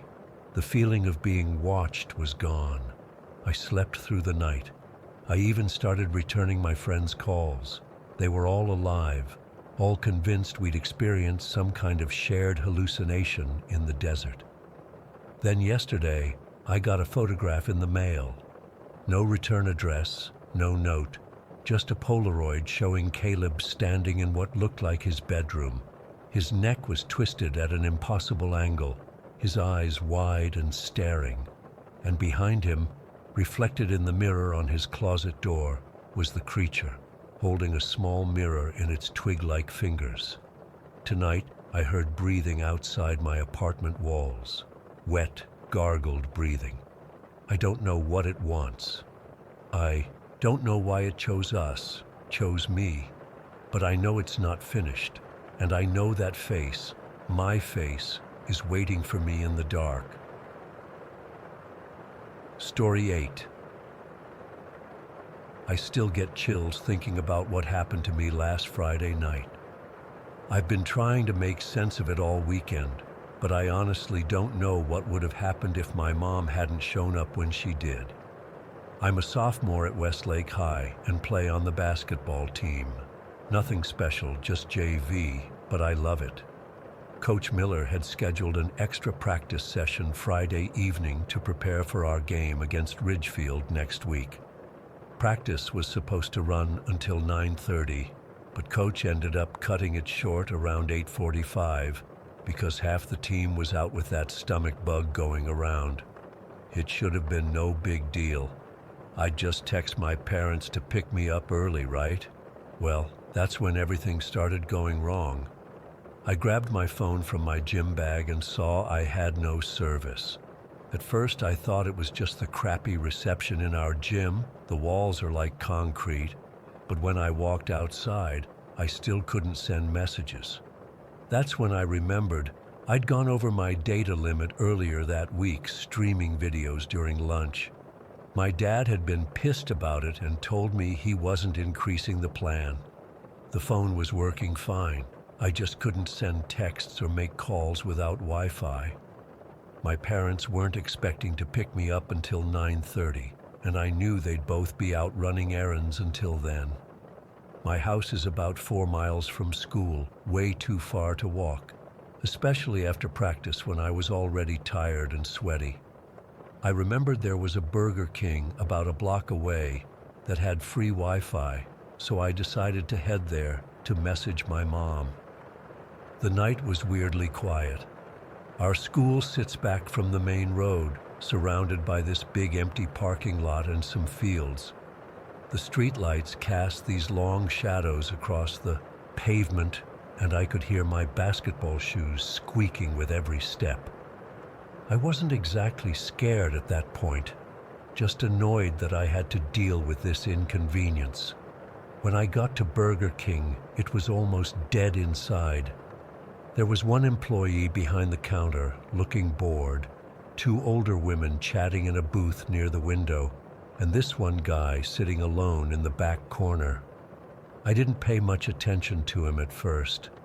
I just found a seat near an outlet connected to the Wi-Fi and texted my mom explaining the situation. She replied that she could pick me up, but was across town and would be there in about 20 minutes. She told me to just wait at Burger King and she'd text when she was close. While waiting, I ordered some fries and started scrolling through Instagram. That's when I started feeling weird, like that sensation when someone's watching you. I glanced up and noticed the guy in the corner was facing my direction. He was wearing this dark hoodie pulled up over his head, even though it was warm inside, and he had these big sunglasses on. At night, inside a restaurant. Who does that? I tried to ignore him and focus on my phone, but I kept getting this prickly feeling on the back of my neck. Every time I looked up, I could tell he was staring at me, even though I couldn't see his eyes behind those glasses. He was just sitting there, not eating anything, not on a phone, just sitting and watching. After about 10 minutes, he suddenly stood up. He was tall, like really tall and super skinny, with this awkward way of moving. And then, instead of leaving or going to the bathroom or whatever, he walked straight to my table and sat down across from me. Just slid right into the booth without saying a word. Up close, I could see his skin was really pale, almost gray-looking under the fluorescent lights. His hands were resting on the table, long fingers, bitten nails. I tried to act normal, like maybe he just needed to charge his phone or something. Hey, I said, did you need this outlet? Nothing. He didn't respond at all. Didn't even move. Are you okay? I tried again. Still nothing. Just this weird, silent staring from behind those dark glasses. I couldn't even see if he was blinking. My heart started racing. I wasn't sure if this guy was on drugs or having some kind of mental health crisis or what, but every instinct was screaming that something was very wrong. I checked my phone. My mom had sent a message saying she was still about 10 minutes away. I decided to leave. I didn't care if I had to wait outside in the cold. This was too creepy. I grabbed my backpack and got up without saying anything else. As I walked toward the door, I glanced back over my shoulder. He was standing too, following me. I pushed through the doors and started walking quickly back toward school. Maybe the janitor would still be there, or maybe another coach, someone, anyone. I didn't run yet. Part of me was still trying to convince myself I was overreacting. Maybe he was just leaving at the same time. Maybe it was a coincidence. But when I looked back again, he was definitely following me, keeping pace about 50 feet behind me, not trying to catch up, not falling behind, just following, maintaining that exact distance. My walk turned into a jog. His did too. I reached the school parking lot and my heart sank. It was completely empty. No cars, no lights on inside the building. Everyone was gone. I tried the main doors anyway. Locked. Of course they were locked. I pulled out my phone to check if my mom had texted again, hoping she was somehow already there. The screen lit up my face in the darkness, and when I looked up, I saw him standing at the edge of the parking lot, just watching, waiting. I decided to circle around the building.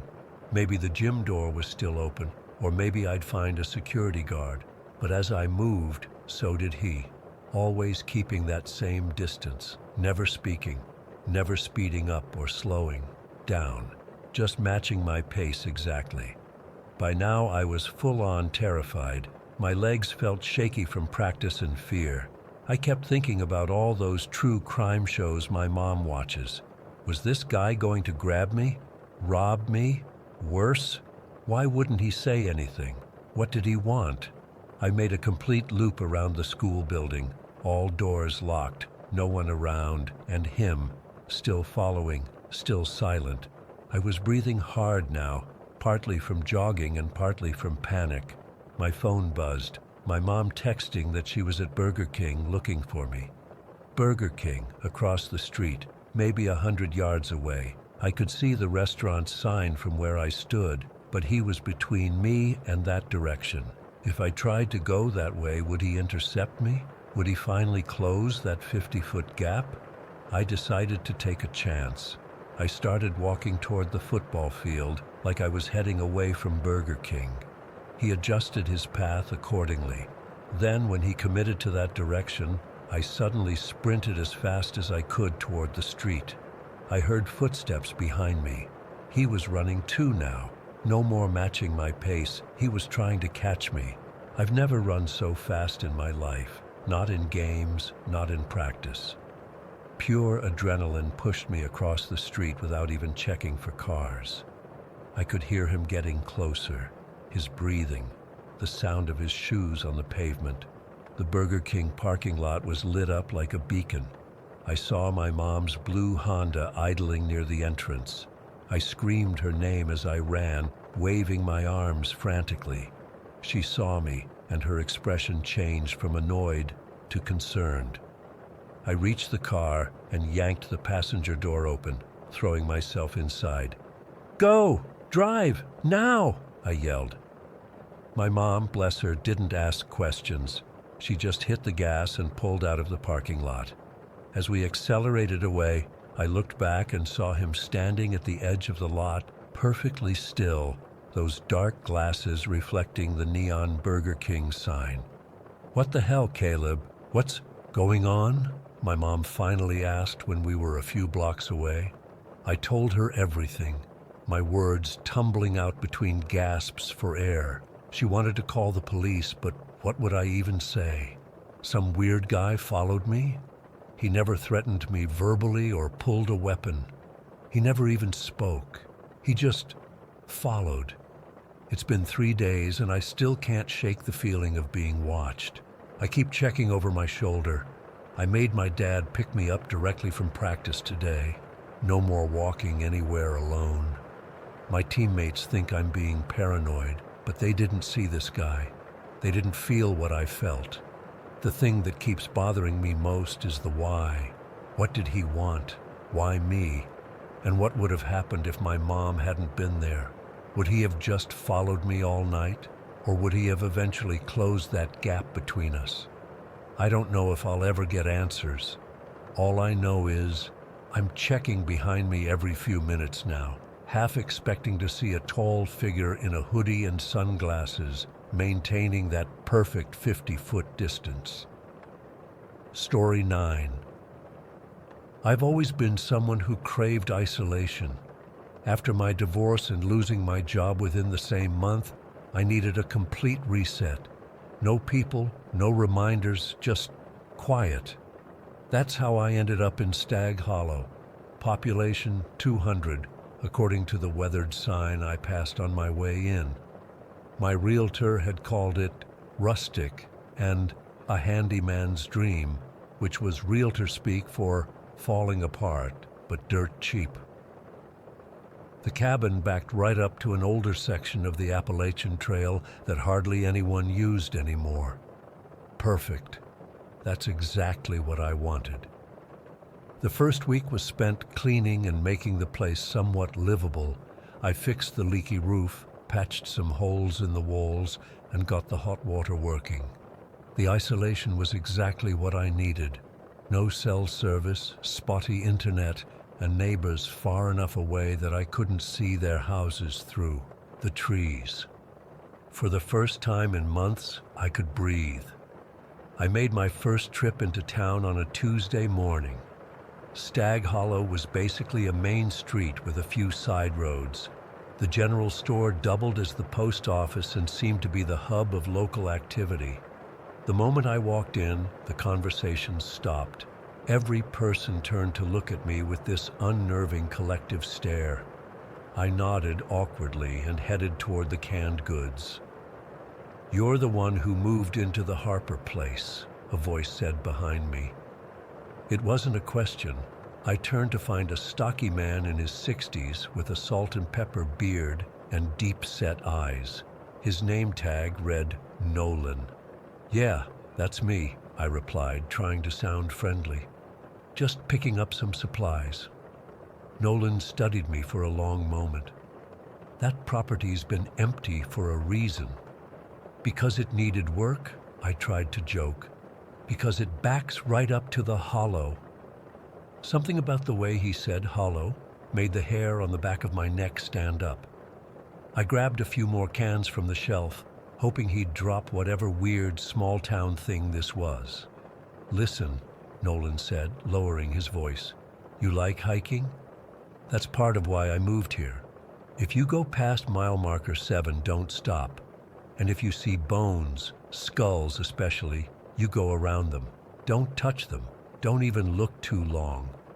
His eyes bore into mine with an intensity that was unsettling. I forced a laugh. "Okay, is this some kind of local superstition or something?" Nolan didn't laugh back. "Just heed the warning. Your property is closer to the hollow than most." I paid for my groceries and left, chalking it up to locals trying to spook the newcomer. Every small town had its ghost stories, right? The next morning dawned clear and cool, perfect hiking weather. I packed a small backpack with water, snacks, and a first aid kit. The trailhead was literally in my backyard, with a worn marker indicating I was at mile marker 3. The hike was gorgeous. The trail wound through dense forest, occasionally opening up to reveal breathtaking vistas of the surrounding mountains. Birds called overhead, and twice I spotted deer watching me from a distance before bounding away. This was exactly why I'd moved here. I reached mile marker 6 by noon and decided to push a little further before heading back. The 7th marker came into view about 20 minutes later, a weathered wooden post with a faded 7 carved into it. That's when I noticed the change. It wasn't immediate, but as I passed the marker, something felt different.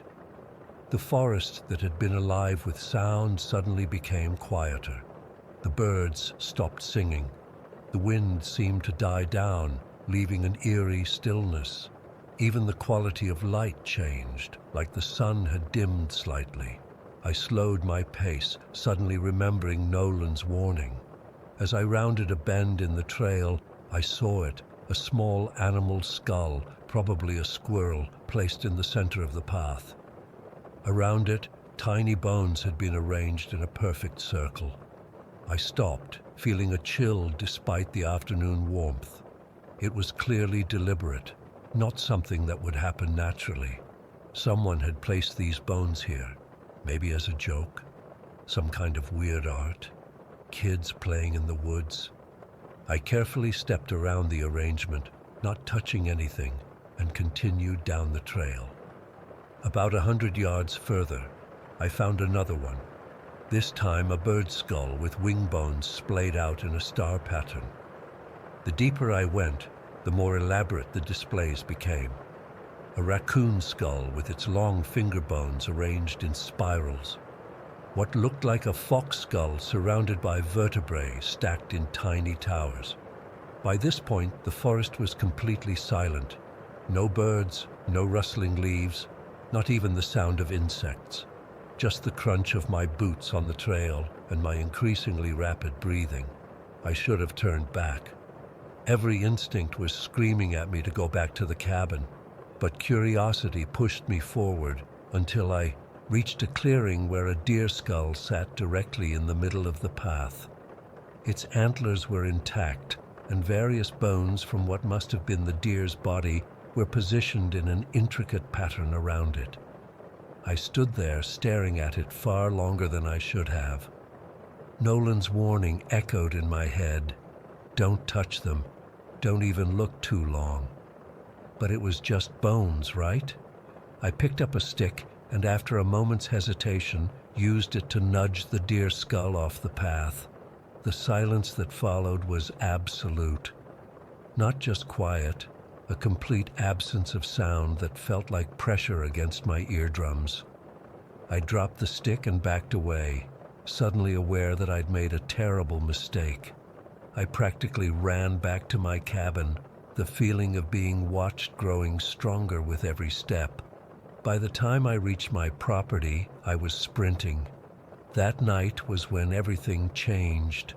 I woke around 2 a.m. to a sound coming from beneath my bed. Raspy, wet breathing that wasn't mine.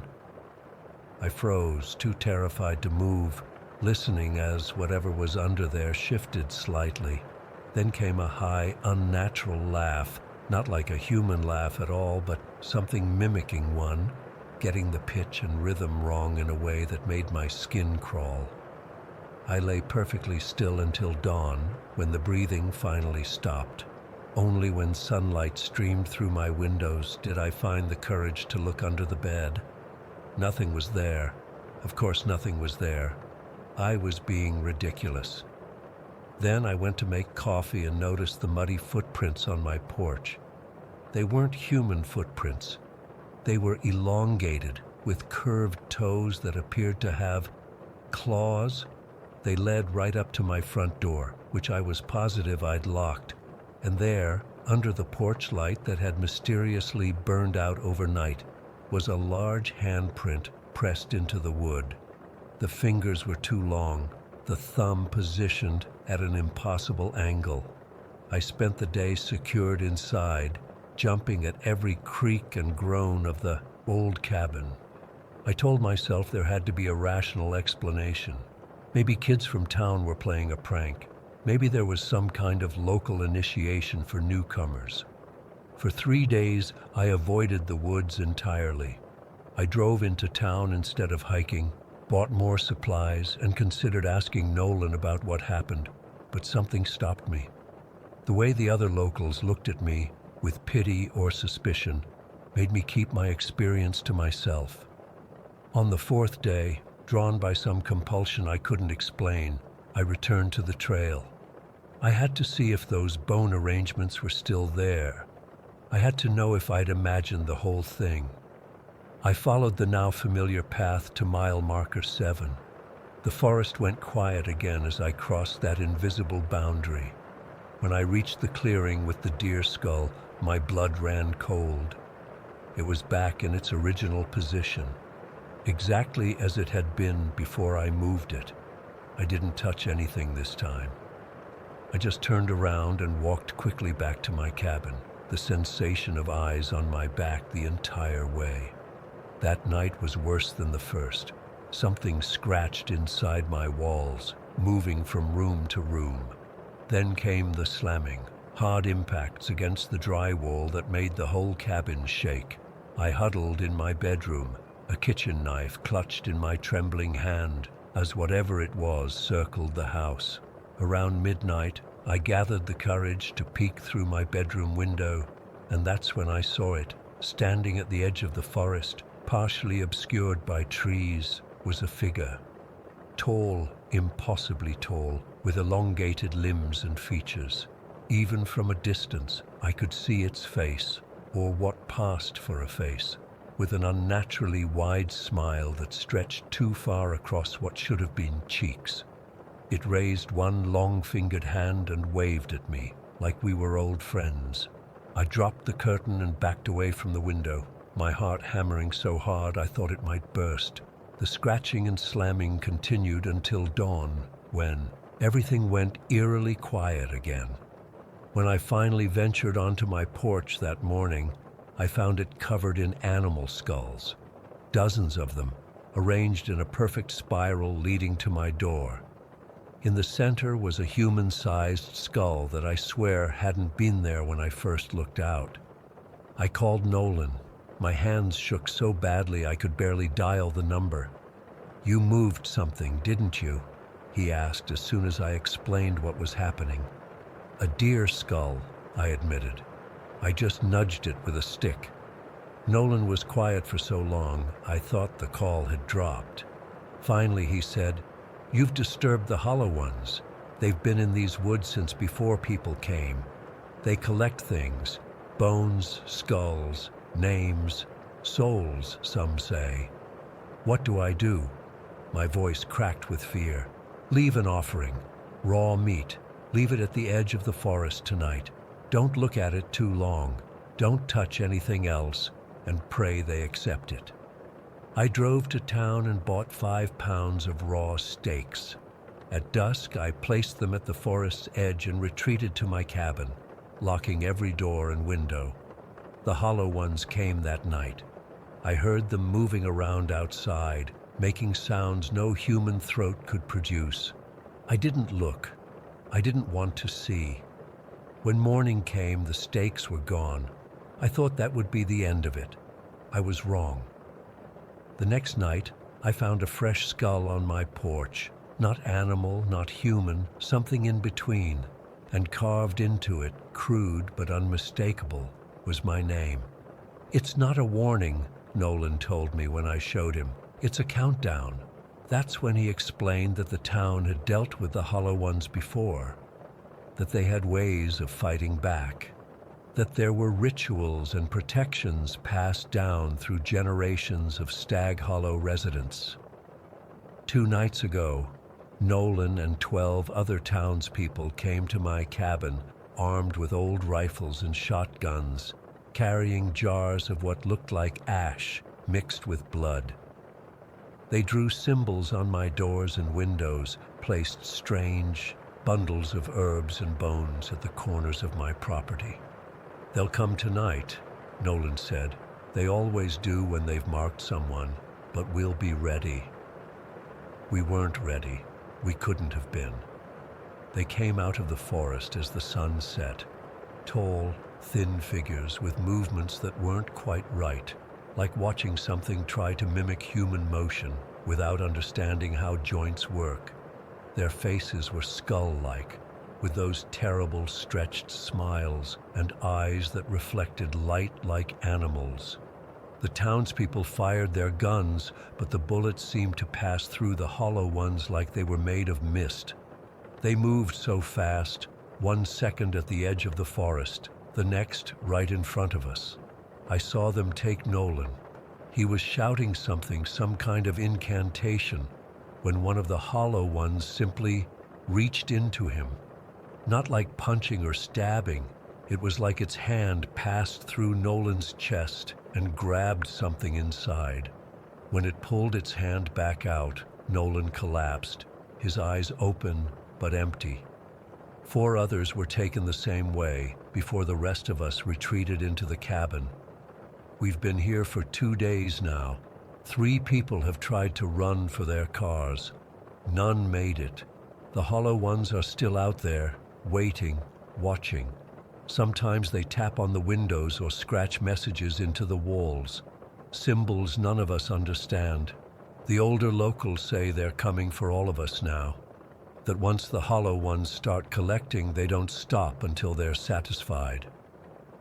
Last night, the whispers started, voices that sound almost human but not quite, calling from the woods, sometimes using our names, sometimes using voices that sound like people we know. The windows are covered now. We're running low on food. The phones don't work anymore. I'm writing this all down because I need someone to know what happened here if we don't make it. If you're reading this and you ever find yourself near Stag Hollow, remember, if you go past mile marker 7, don't stop. And if you see bones, especially skulls, don't touch them. Don't even look too long. They're already arranging more bones outside. I can hear them dragging something heavy across my porch. The scratching at the walls is getting louder. I think they're trying to get in. Story 10. I've been holding this in for almost 30 years now, but I need to get it off my chest. I still get anxious when I hear buzzing sounds or when I'm in small wooden buildings. It brings me right back to that day. I was 11 years old in 1992, attending this fancy charter school in Northampton, England. My parents thought they were doing me a favor, putting me in this prestigious place instead of the local comprehensive school. The building itself was this massive converted Victorian mansion with creaky floors and weird musty smells. The kind of place where the toilets never properly flushed and the radiators made these horrifying banging noises in winter. The school was run by Mrs. Howe and her husband, Mr. Howe. She was the headmistress, a proper stern woman with this helmet of gray hair who looked like a bargain bin Margaret Thatcher. She always wore these boxy suits and pearl necklaces and spoke with this affected posh accent that didn't quite sound genuine. Mr. Howe was different, tall, thin, with these really watery pale blue eyes that never seemed to focus properly. He wasn't actually a qualified teacher, but somehow ended up teaching geography and religious studies when other staff were absent. Looking back, that should have been the first red flag. What makes me shudder now is thinking about their son, Dom. He was in his early 20s, had supposedly just graduated from university, but instead of getting a proper job, he just hung around the school all the time. He didn't teach, he wasn't the caretaker. He just existed in this weird limbo where he had access to everything and everyone. At the time, I didn't question it. As kids, we just accepted that Dom was part of the furniture. Now, as a parent myself, the thought of some random adult man having unrestricted access to children makes my blood run cold. Dom was always helping out with activities. Sports day, school plays, lunch supervision. He'd show up in doorways with this weird grin saying, "Just checking in," or he'd offer to walk kids to the nurse's office if they got hurt. Again, none of us thought it was strange. That's the innocence of childhood, I suppose. You just don't recognize predatory behavior until much later. The school had this outdoor swimming pool that was surrounded by massive oak trees. The leaves would constantly fall in, and for my entire first year, the pool remained unused and covered with this heavy green tarp. It was this mysterious thing we'd peek at during breaks. The water underneath was dark and murky, and we'd dare each other to lift the corner of the tarp to look at the leaves and dead insects floating in it. In my second year, they finally decided to clean the pool and start swimming lessons. The pool itself was fine once they'd sorted it out, but the changing rooms were another story. They were these two dilapidated wooden shacks, one for boys, one for girls, at the edge of the school field. The walls had gaps between the planks where you could sometimes see outside. The benches inside were rough, splintery wood that would catch on your uniform if you weren't careful. And there were always insects, spiders in the corners, wood lice crawling along the skirting boards, and occasionally wasps that would find their way in through the gaps. One of the school's bizarre rules was that no doors were allowed to be locked.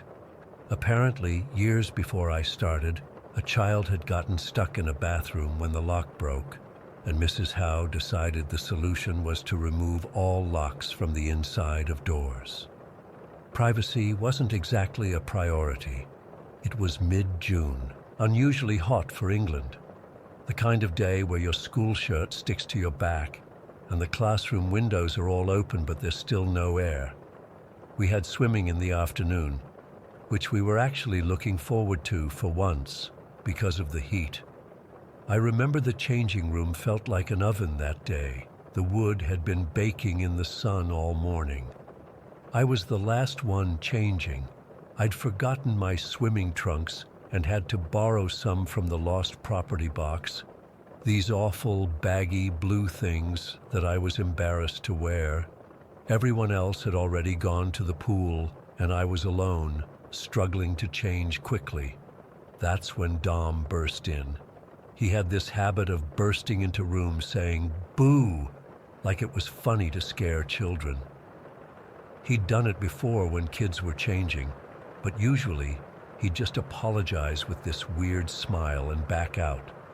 This time was different. "Still not ready, Ben?" he asked, closing the door behind him. I remember feeling immediately uncomfortable.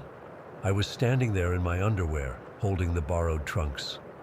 I mumbled something about being quick and turned my back to him, trying to change as fast as possible. Instead of leaving, I heard his footsteps on the wooden floor coming closer. I rushed to pull on the trunks, nearly losing my balance. "Need any help?" His voice was right behind me. Before I could answer, he grabbed my shoulders. I don't know if he meant to frighten me or what, but I panicked. I jumped, lost my footing, and fell backward onto one of those awful splintery benches. The pain was immediate. The rough wood scraped along my thighs, and I felt splinters dig into my skin. I started crying, not just from the pain, but from the fear and humiliation. I was bleeding a little from the scratches, and it stung so badly. Dom's reaction is what haunts me most. Instead of apologizing or helping me up, he got angry. "Stop that crying," he snapped. "You're making a fuss over nothing." His face changed. His usual fake cheeriness was gone, replaced by something cold and irritated. He grabbed my arm hard enough to leave finger-shaped bruises that lasted for days, and yanked me to my feet. I tried to pull away, still crying, but he wouldn't let go. "Stop struggling," he hissed, his grip tightening. We must have been making more noise than he wanted because he suddenly looked nervous and glanced toward the door. That's when I realized something awful.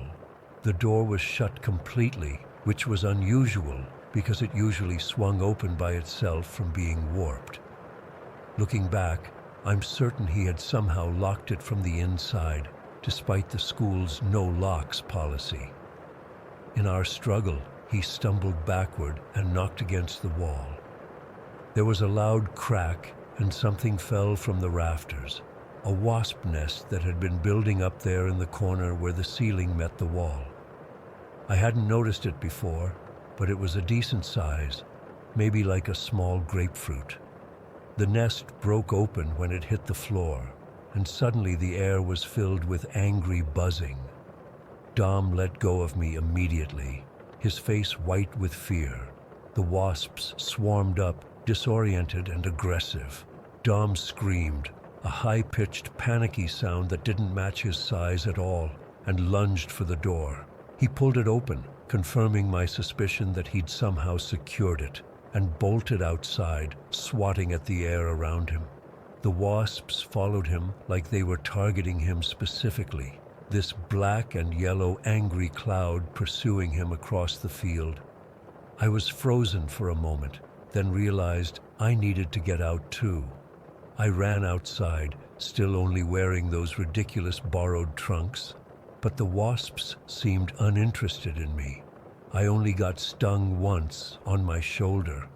I can still remember the hot, sharp pain of it. The commotion attracted everyone's attention.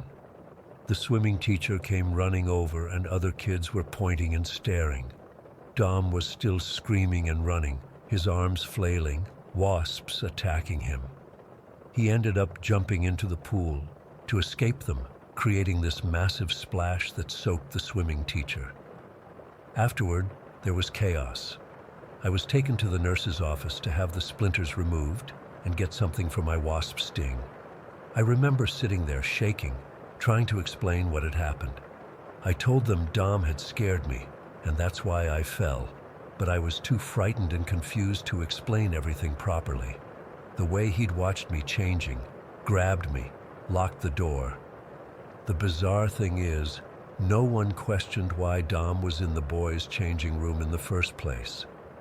It was just accepted as if it was normal for a grown man to be alone with a half-dressed child.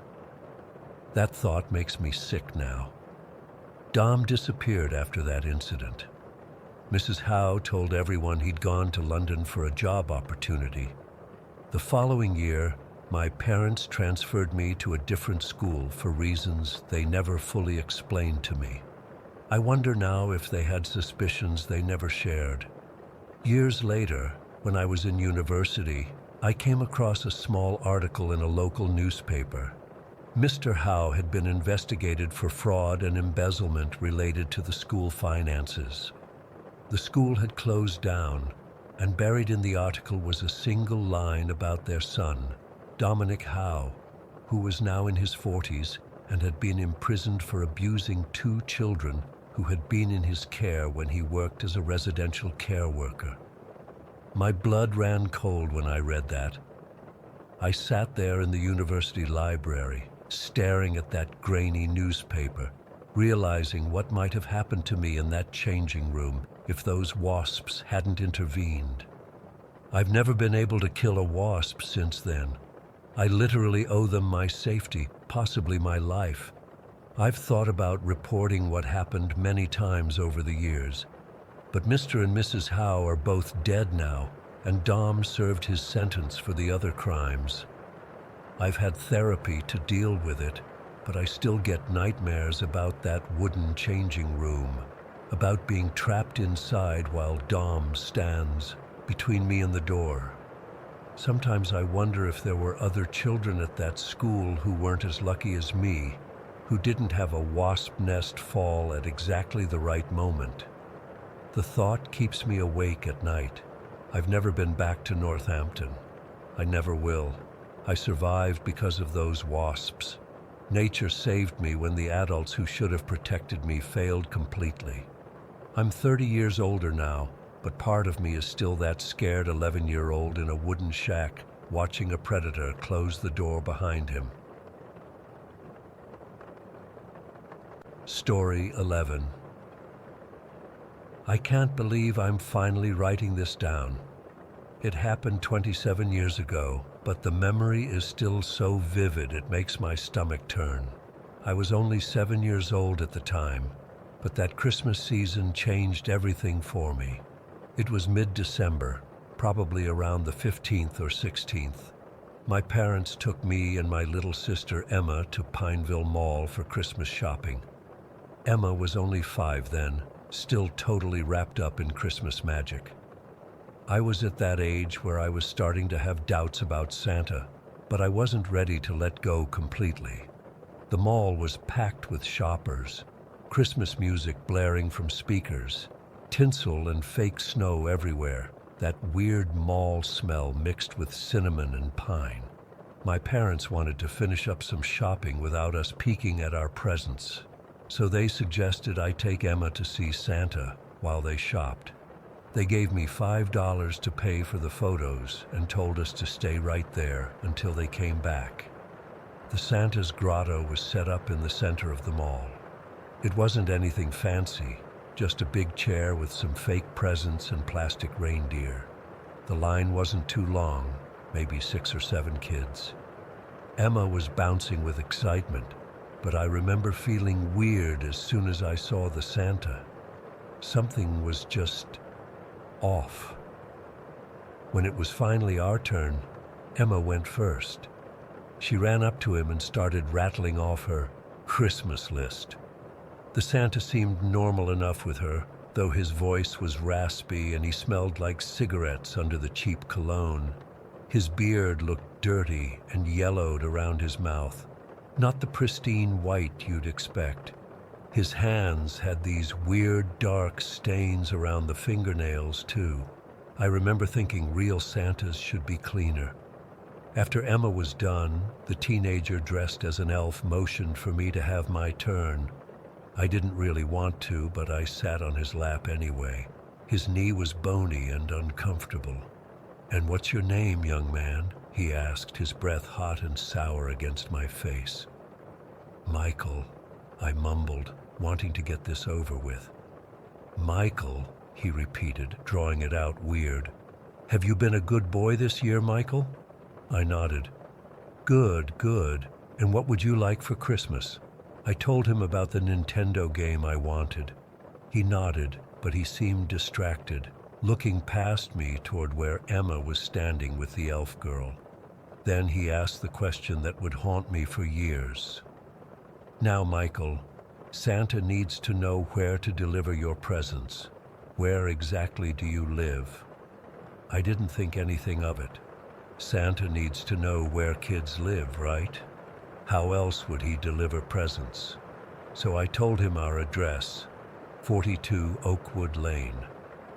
I even mentioned the broken porch light my dad hadn't fixed yet, and how our chimney had a red brick pattern, in case he needed to find the right house.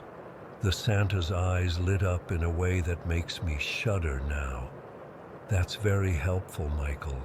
Very helpful indeed." His grip on my shoulder tightened briefly before the elf signaled it was time for the next kid. My parents picked us up about 15 minutes later, and we finished our Christmas shopping. I didn't think about the Santa again until Christmas Eve. Dad had put us to bed early, saying Santa wouldn't come if we were awake. Emma was practically vibrating with excitement, but eventually we both fell asleep. I don't know exactly what time it was when I woke up, needing water. My digital clock showed some time after midnight. I think it was 12:40 something. My parents had a strict rule about not going downstairs on Christmas Eve night. They said it would ruin the magic if we saw Santa putting presents under the tree. But I was really thirsty and figured I could be quiet enough not to disturb anyone. Our house had this balcony area at the top of the stairs that overlooked the living room. The Christmas tree was set up in the corner by the front window, all lit up with colorful lights that were still on. As I reached the balcony, I froze. There was someone downstairs, a tall figure in a Santa costume standing by our tree. But it wasn't like the mall Santa. The suit looked cheaper, darker red, and he was moving differently than I expected Santa would. He wasn't placing presents. He was looking through our stuff, picking things up and putting them down. And he had this big empty sack. My first thought was actually excitement. I was seeing Santa. But something felt wrong, really wrong. This Santa moved nervously, checking the windows like he was scared someone would see him. Real Santa wouldn't be afraid of being spotted, right? Then I noticed the front door was slightly open, just a crack, but enough that I could see it wasn't fully closed. My dad always triple-checked the doors at night. I decided to check on Emma. I don't know why, but some instinct just pushed me toward her room. When I opened her door, her bed was empty. My heart started hammering so hard, I could feel it in my throat. I ran back to the balcony, trying not to make noise. That's when I saw them. 3 men dressed as elves leading Emma toward the front door. They weren't wearing cute elf costumes like at the mall. These were just green sweatshirts with cheap hats and masks covering part of their faces. Emma was walking with them, looking confused but not scared. One was holding her hand, while another carried her favorite stuffed rabbit. The Santa was now by the door, motioning for them to hurry. I heard him whisper harshly, "Come on, get the girl out first, then we'll grab what we can." I lost it. I just screamed as loud as I could, "Emma, Daddy, Mommy." My voice echoed through the whole house. Everything happened so fast after that. The Santa looked up and saw me. Our eyes met for a second, cold, panicked eyes, nothing like what Santas should be. One of the elves dropped Emma's hand and swore. Emma started crying, suddenly scared by my screaming and their reaction. All four men bolted for the door. They were gone before my parents even made it out of their bedroom. Dad ran downstairs, grabbing the baseball bat he kept in the hallway closet. Mom scooped up Emma, who was standing confused and crying in the living room. When my parents asked what happened, Emma just said Santa came early but got scared away. She didn't understand what had almost happened. I tried to explain, but I was crying so hard and so confused myself that I don't think I made much sense. The weird thing is, I somehow convinced Emma not to mention the elves to our parents. I told her that if she said anything about seeing Santa early, she might not get any presents next year.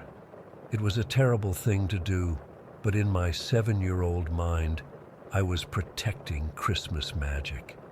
I actually believed we had seen the real Santa and somehow messed things up. My parents called the police, thinking it was a regular break-in. They found signs of forced entry through our back door. Some small things were missing: Mom's jewelry box, Dad's watch. The police said we were lucky nothing worse happened, but something worse almost did happen. It wasn't until years later, when I was maybe 15 or 16, that I fully understood what had actually occurred that night. The mall Santa had memorized our address. He'd planned to abduct my sister. The jewelry and watch were just bonus items. I've carried this guilt for 27 years now. If I hadn't told that disgusting man our address, if I hadn't been so naive, Emma could have been taken. Who knows what would have happened to her?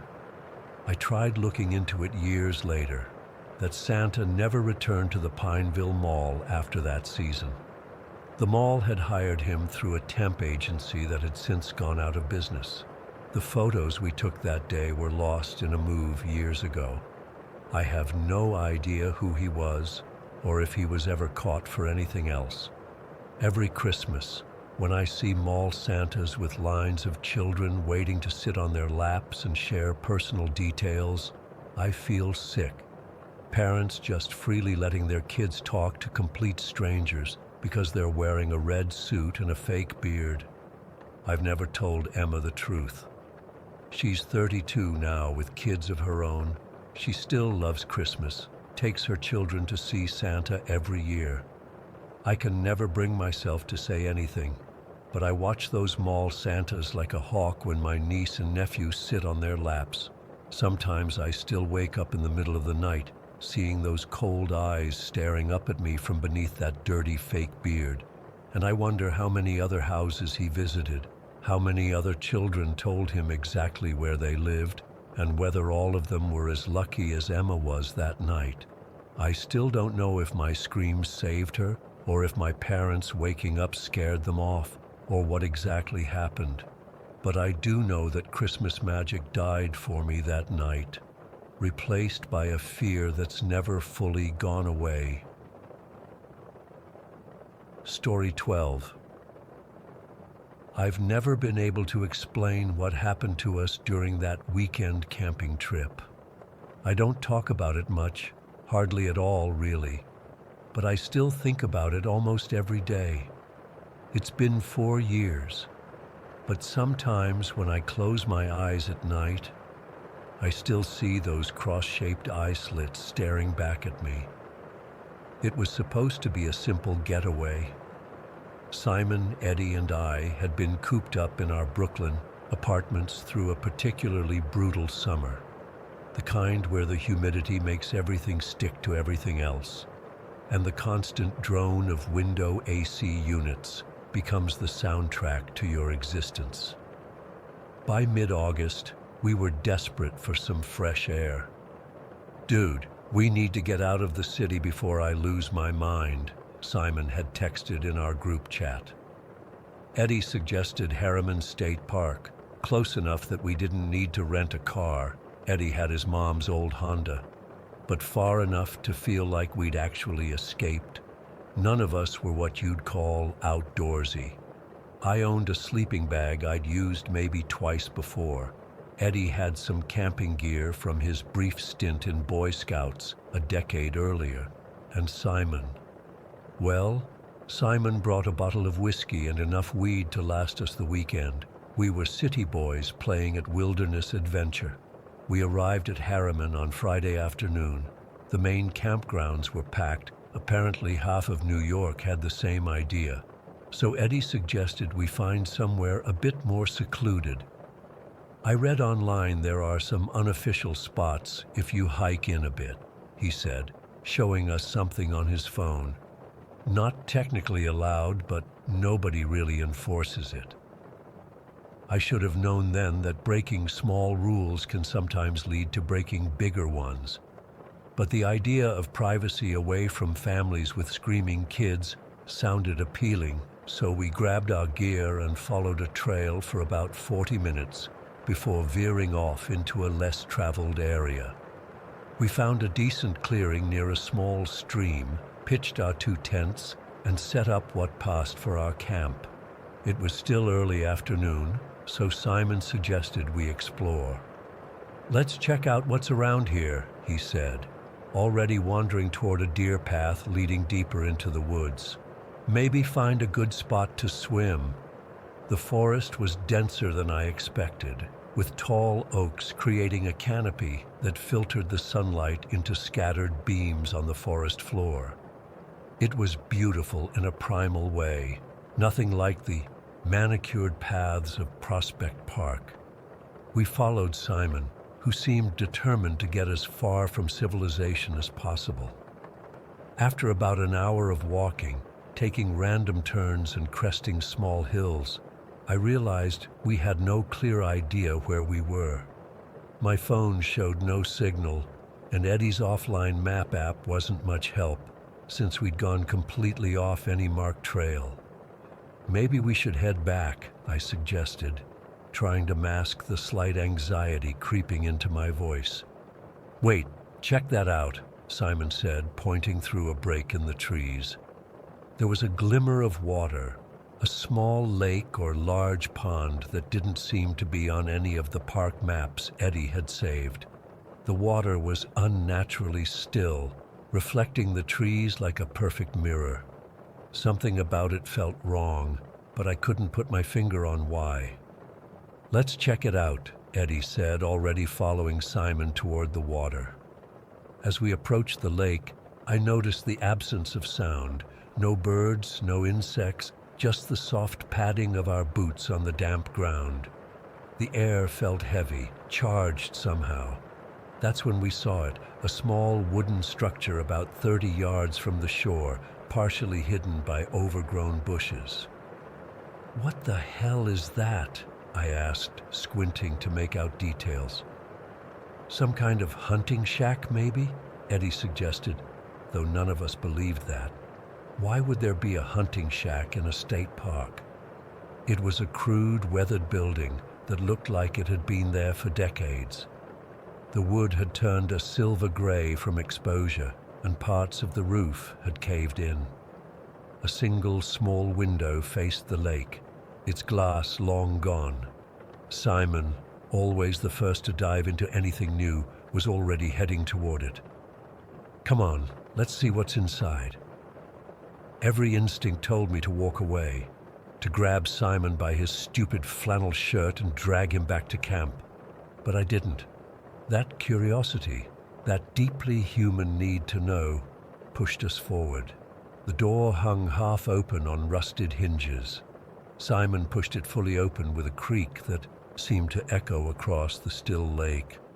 The smell hit us immediately, musty, damp, with an underlying metallic tang that made my stomach turn.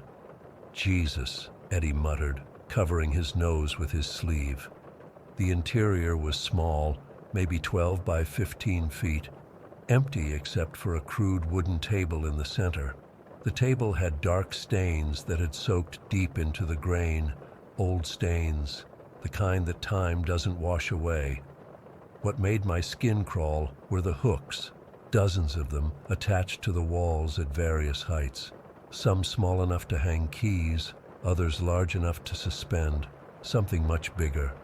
"What the fuck is this place?" I whispered, not wanting to speak at full volume. Simon ran his fingers along the table's surface. "Check out these marks," he said, tracing what looked like carved symbols or letters in a script I didn't recognize. Eddie was examining the hooks. "These aren't for hunting gear," he said quietly. "They're too deliberate." I stepped backward toward the door, suddenly feeling trapped. "Let's get out of here." We backed out of the shack and stood in the small clearing, each processing what we'd seen. That's when Simon tripped over something partially buried in the soft earth about 10 feet from the door. "Shit," he cursed, catching himself before he fell. He knelt down, curiosity overtaking caution. "There's something here." Eddie and I watched as Simon began to dig with his hands, pulling away soil and root matter. After a minute or so, he uncovered what looked like a curved metal surface. "Help me," he said, excited now. Eddie joined him, and together they excavated what turned out to be some kind of helmet. Except it wasn't like any helmet I'd ever seen. Made of what looked like iron, it was heavy and pyramid-shaped, with a flat top and sides that angled down to cover the entire head. But the most disturbing feature was the face, or rather where the face should be. Instead of a visor or eye holes, there was a solid metal plate with 2 narrow slits cut in the shape of crosses. Simon held it up, turning it over in his hands. The thing must have weighed at least 15 pounds. "This is wild," he said, examining the interior. "It's lined with some kind of, I don't know, looks like really old leather." "How would anyone see out of that thing?" Eddie asked, touching one of the cross-shaped slits. "You'd barely be able to see anything." "Maybe that's the point," I said, feeling increasingly uneasy. Simon, being Simon, immediately tried to put it on. "Let's see how it fits." Eddie grabbed his arm. "Don't be stupid. That thing's been buried in the ground for who knows how long. It's probably full of tetanus and God knows what else." Simon laughed but lowered the helmet. "Fine, but I'm taking it back to camp. This is the coolest thing I've ever found." I wanted to object, to tell him to leave it where we found it, but I didn't. Another mistake in a day full of them. The walk back to camp was tense and quiet. Simon carried the helmet, occasionally stopping to examine it more closely. Eddie kept checking his phone for a signal, though we all knew there wouldn't be one this deep in the woods. I kept looking over my shoulder, unable to shake the feeling that we were being watched. Back at camp, Simon placed the helmet on a log near our fire pit. As the sun began to set, we got a fire going and broke out beers and the food we'd brought. We tried to act normal, talking about work and girlfriends and movies, but our eyes kept drifting to the helmet. In the flickering firelight, those cross-shaped slits seemed to follow our movements. Eddie told us about some history class he took in college, about medieval torture devices. There were these things called shame masks they'd put on criminals, he explained. Not to hurt them physically, but to humiliate them, mark them as outcasts. "This doesn't look like a shame mask," Simon said, picking up the helmet again. "This looks functional." "Functional for what?" I asked, but nobody answered. As the night wore on and the whiskey flowed, the conversation drifted away from the helmet and the shack. Around midnight, Eddie turned in first, crawling into the tent we were sharing. I stayed by the fire with Simon for another hour, neither of us really talking much. "I think I'm going to take a walk," Simon suddenly announced, standing up.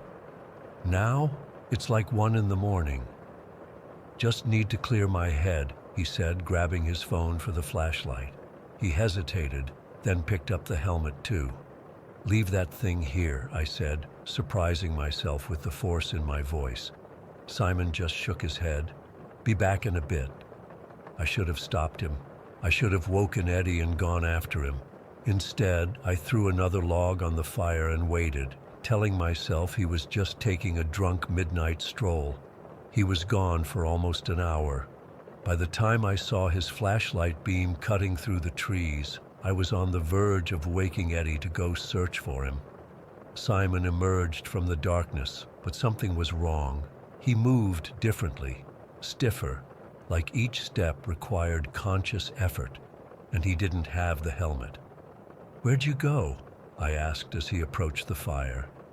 His face looked drained of color, even in the orange glow of the flames.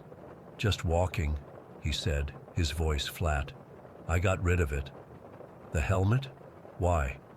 He sat down heavily on the log. "I didn't want it looking at me anymore." I felt a chill that had nothing to do with the night air. "What do you mean, looking at you?" Simon stared into the fire. "I don't want to talk about it."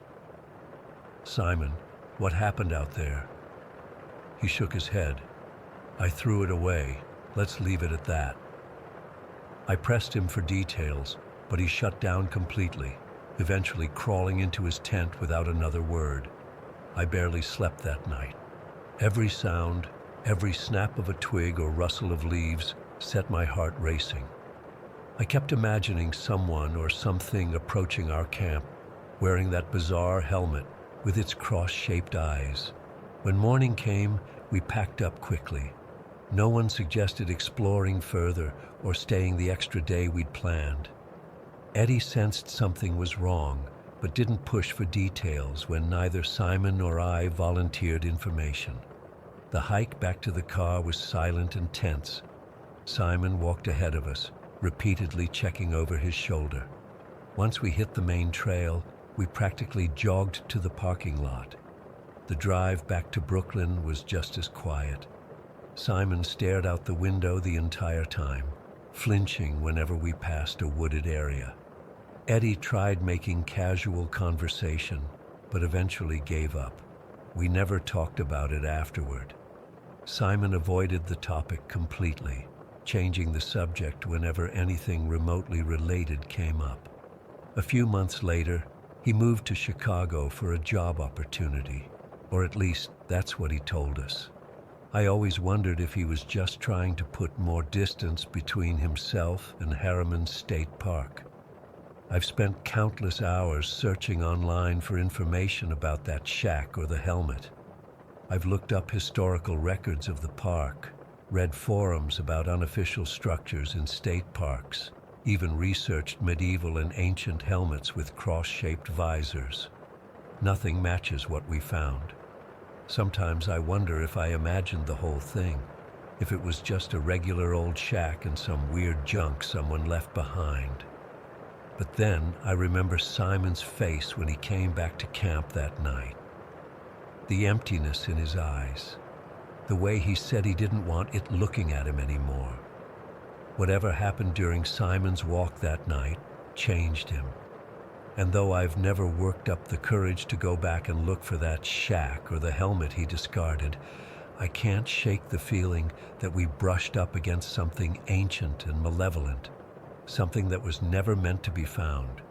I still have nightmares about those cross-shaped slits. In my dreams, I'm wearing the helmet, looking out through those narrow openings. But I'm not seeing the forest anymore. I'm seeing somewhere else entirely. And whatever that place is, it's watching me back.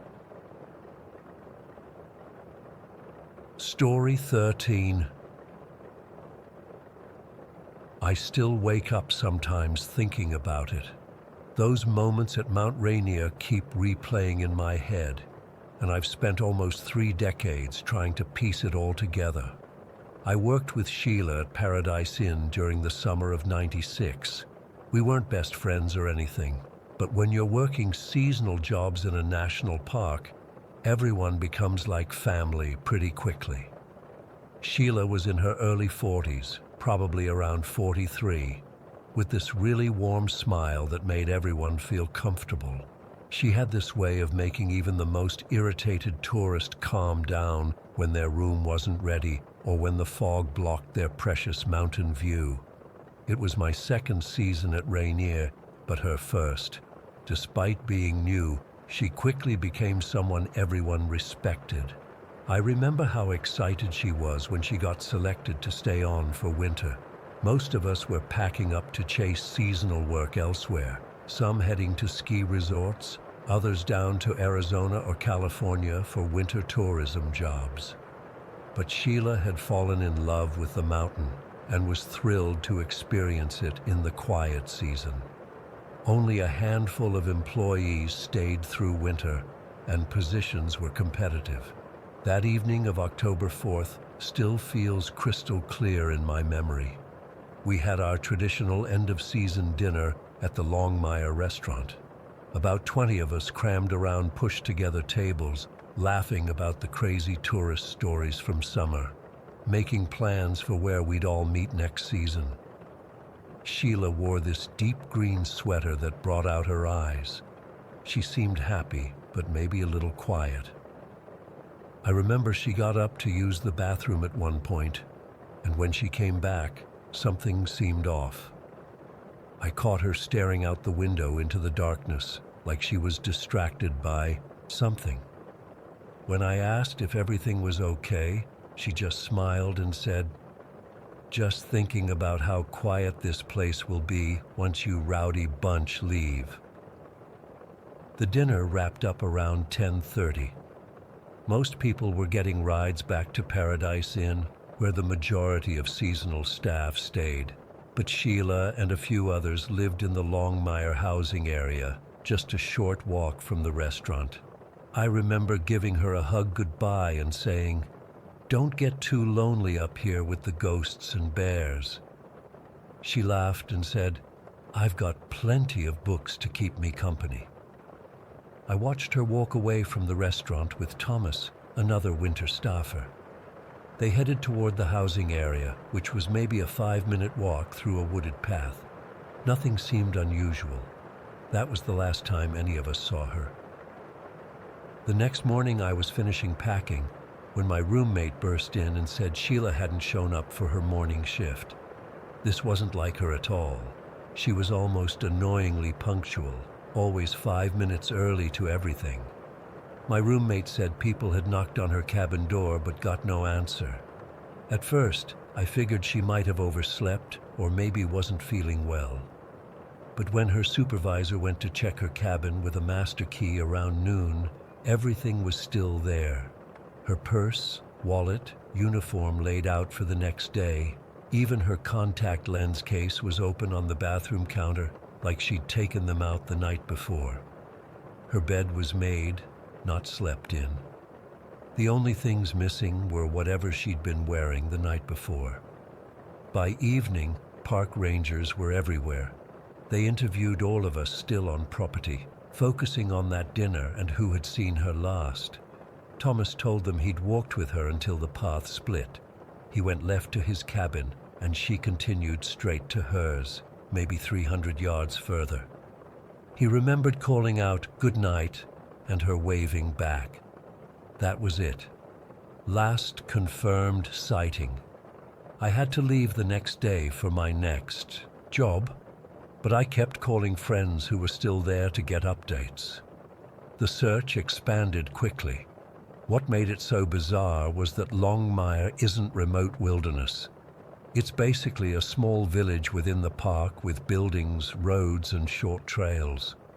The rangers searched every structure, every drainage ditch, every thicket of trees. Nothing. One detail that stuck with me was when my friend Jamie called to say they'd found Sheila's cabin door unlocked but closed. She was meticulously careful about locking up. We'd all teased her about it during summer when she'd double-check the staff door at Paradise Inn before leaving each night. The idea that she'd leave her door unlocked seemed completely out of character. As days turned into weeks, theories started circulating. Some thought she might have gone for a walk and gotten disoriented in the dark, maybe fallen somewhere the searchers couldn't see. Others whispered about wild animals, though attacks near developed areas were extremely rare. Then came the darker theories about another person being involved. The rangers investigated everyone, co-workers, park visitors from that day, even local people from nearby towns who frequented the park. I got called by the FBI in December for a follow-up interview, but I had nothing new to tell them. Winter came to Mount Rainier, burying everything in deep snow. The search scaled back, though rangers said they continued to look during their regular patrols. I thought about Sheila often that winter, especially during Christmas, wondering if she'd planned to go home to her family for the holiday. Then, in late May of '97, I got the call from my former supervisor. A maintenance worker clearing winter debris had found human remains scattered near the Longmire community building. It was Sheila. After 7 months, she'd been found less than half a mile from her cabin.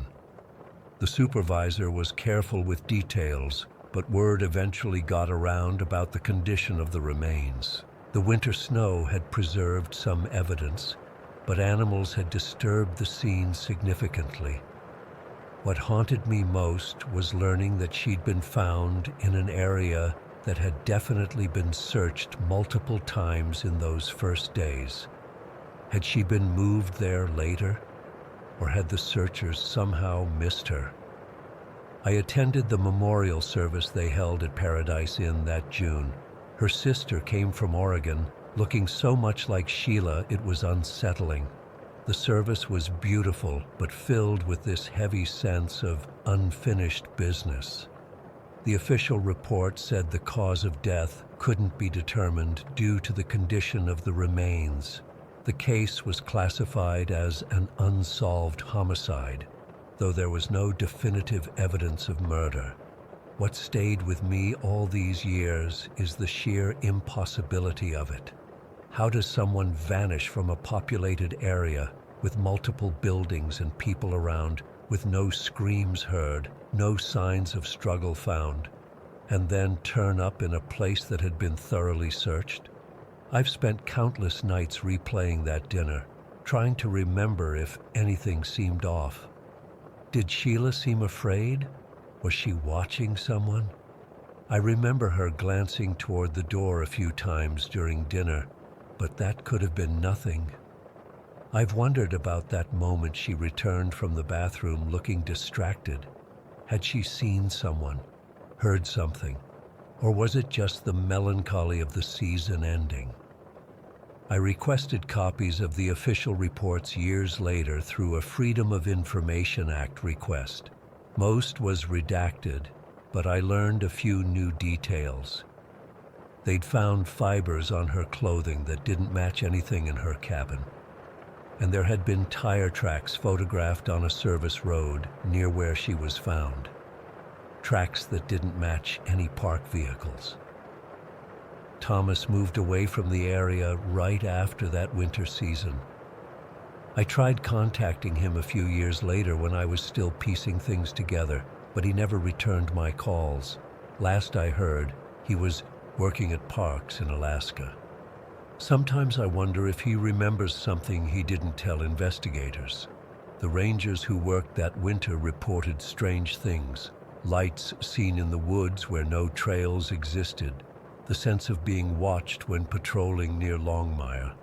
But mountain parks breed ghost stories like that, especially in winter when the silence and isolation play tricks on your mind. What happened to Sheila remains officially unsolved. Some say she simply wandered off the path in the dark and suffered some kind of medical emergency. Others believe an animal attacked her. But neither explains the timing, the location, or the missing evidence. And neither accounts for her door being unlocked when she was so careful about security. I still visit Mount Rainier almost every summer. I always stop at Longmire and walk that path between the restaurant and the housing area. It takes less than 10 minutes, and it's often busy with visitors during the day.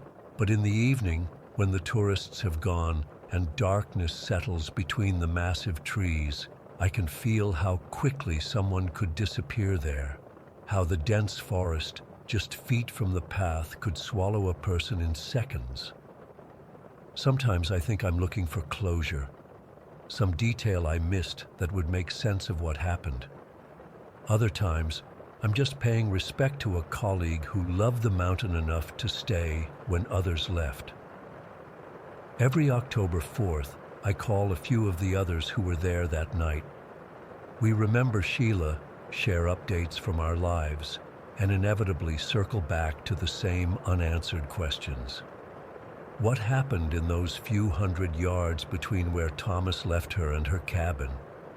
Who or what was waiting in the darkness? And why, after all these years, does it feel like the mountain is still keeping secrets about that night? Story 14. I still can't believe I'm actually writing this down. It's been 6 months since our camping trip to New Mexico, and I haven't had a decent night's sleep since. I've tried therapy, medication, even moved to a new apartment, but nothing helps. I need to get this out because maybe if I share what happened, I can finally make some sense of it. Last August, my brother Nate, our buddy Jordan, and I decided we needed to get away from everything for a weekend. We were all dealing with our own crap. I'd just gone through a bad breakup. Jordan was stressed about losing his job, and Nate was having problems with his wife. We needed to escape, get drunk around a campfire, and just forget about life for a few days. Nate suggested this remote spot in New Mexico he'd been to a couple years before on a hunting trip with some guys from work. He said it was secluded, beautiful, and completely off-grid. No cell service, no people, just wilderness.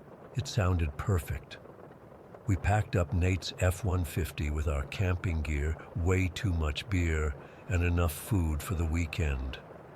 The drive took about 4 hours from Albuquerque, and the last hour and a half was on these increasingly sketchy dirt roads. I remember joking that Nate was trying to get us lost on purpose. He kept checking his GPS, which was barely working as we got deeper into the wilderness. Just a little further, he kept saying, even as the road became barely more than a trail. Trust me, it's worth it. We finally arrived at this clearing surrounded by scraggly pine trees late in the afternoon. As soon as we stepped out of the truck, I noticed how quiet it was. Like, unnaturally quiet. No birds chirping, no insects buzzing, nothing. Just this soft, constant wind making the dry branches creak. Doesn't it seem weirdly quiet? I asked as we unloaded our gear. Jordan nodded. Yeah, kinda creepy. Nate shrugged it off. It's just the time of day. Animals will be more active at dusk. We set up our tent, this big 6-person one we'd borrowed from Jordan's dad, and got a fire going as the sun was setting. The temperature dropped fast once the sun went down. We sat around the fire drinking beers and bullshitting about work, relationships, all the normal stuff. Nothing weird happened that first night. Except I remember waking up around 3 in the morning to take a piss and feeling like something was watching me from the trees. But I was half drunk and it was pitch black out there, so I figured it was just my imagination. The second day was fine. We hiked around the area, found a small creek about half a mile from our camp, and spent the afternoon fishing, though we didn't catch anything. The whole time, I kept noticing how quiet it was. No squirrels, no birds, nothing. Just emptiness. "Hey Nate, exactly where are we?" I asked as we walked back to camp. "Are we near a reservation or something?" "Yeah, pretty close to the boundary," he said. "Why?" "Just wondering. Place has a weird vibe." That second night is when things started getting messed up. We were sitting around the fire again, working our way through our beer supply, when Jordan suddenly stopped mid-sentence and cocked his head. "You guys hear that?" he whispered. We all went quiet, and then I heard it, this shuffling sound from the brush about 30 yards from our camp. Not like an animal moving. It was heavy, deliberate, methodical, like something big walking slowly and carefully. "Probably a deer," Nate said, but he didn't sound convinced. The shuffling continued for maybe 10 minutes, circling our campsite just beyond the reach of our firelight. Then it stopped. We tried to laugh it off, but we were all on edge after that. We stayed up later than we planned, nobody wanting to be the first to suggest going to bed. Eventually, we crawled into the tent around 1 in the morning. I was sleeping on the far right side, Jordan in the middle, and Nate by the door. I don't know what time it was when I woke up, maybe 3 or 4, but something had pulled me from a deep sleep. I lay there in the darkness trying to figure out what woke me when I heard it, this raspy, wet breathing right outside the tent, right by my head. It wasn't an animal. It wasn't human either. It was this horrible rattling sound, like someone trying to breathe through a throat full of fluid. I was completely paralyzed with fear.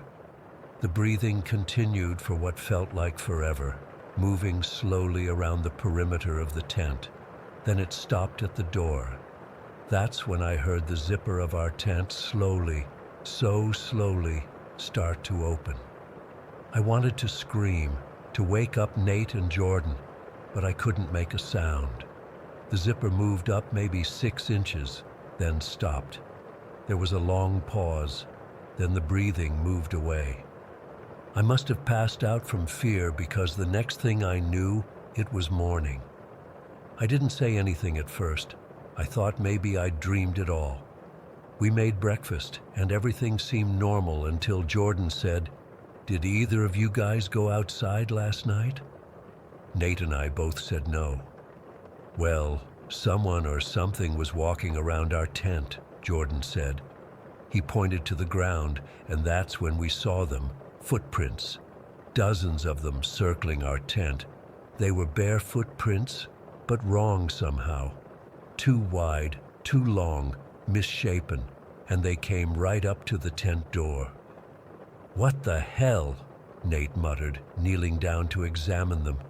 That's when I told them what I'd heard in the night. As I was explaining, Jordan suddenly grabbed my arm and pointed a few yards away from our camp. There, scratched into the dirt, was some kind of symbol, a crude stick figure with a vertical body, these spidery, too long limbs, and what looked like antlers or horns on its head. "We need to leave," Jordan said, his voice shaking. "Right now." I agreed with him, but Nate convinced us to stay one more night. We'd driven all this way, and he reasoned that whatever it was, probably just some local messing with us, would be gone now that it was daylight. Besides, we still had a bunch of beer left. It was a mistake, a terrible mistake. That third night, we stayed close to the fire, barely talking, all of us on edge. Around 11, Nate finally admitted maybe we should pack up first thing in the morning. That's when we heard it, a voice from the darkness beyond our camp. "Help."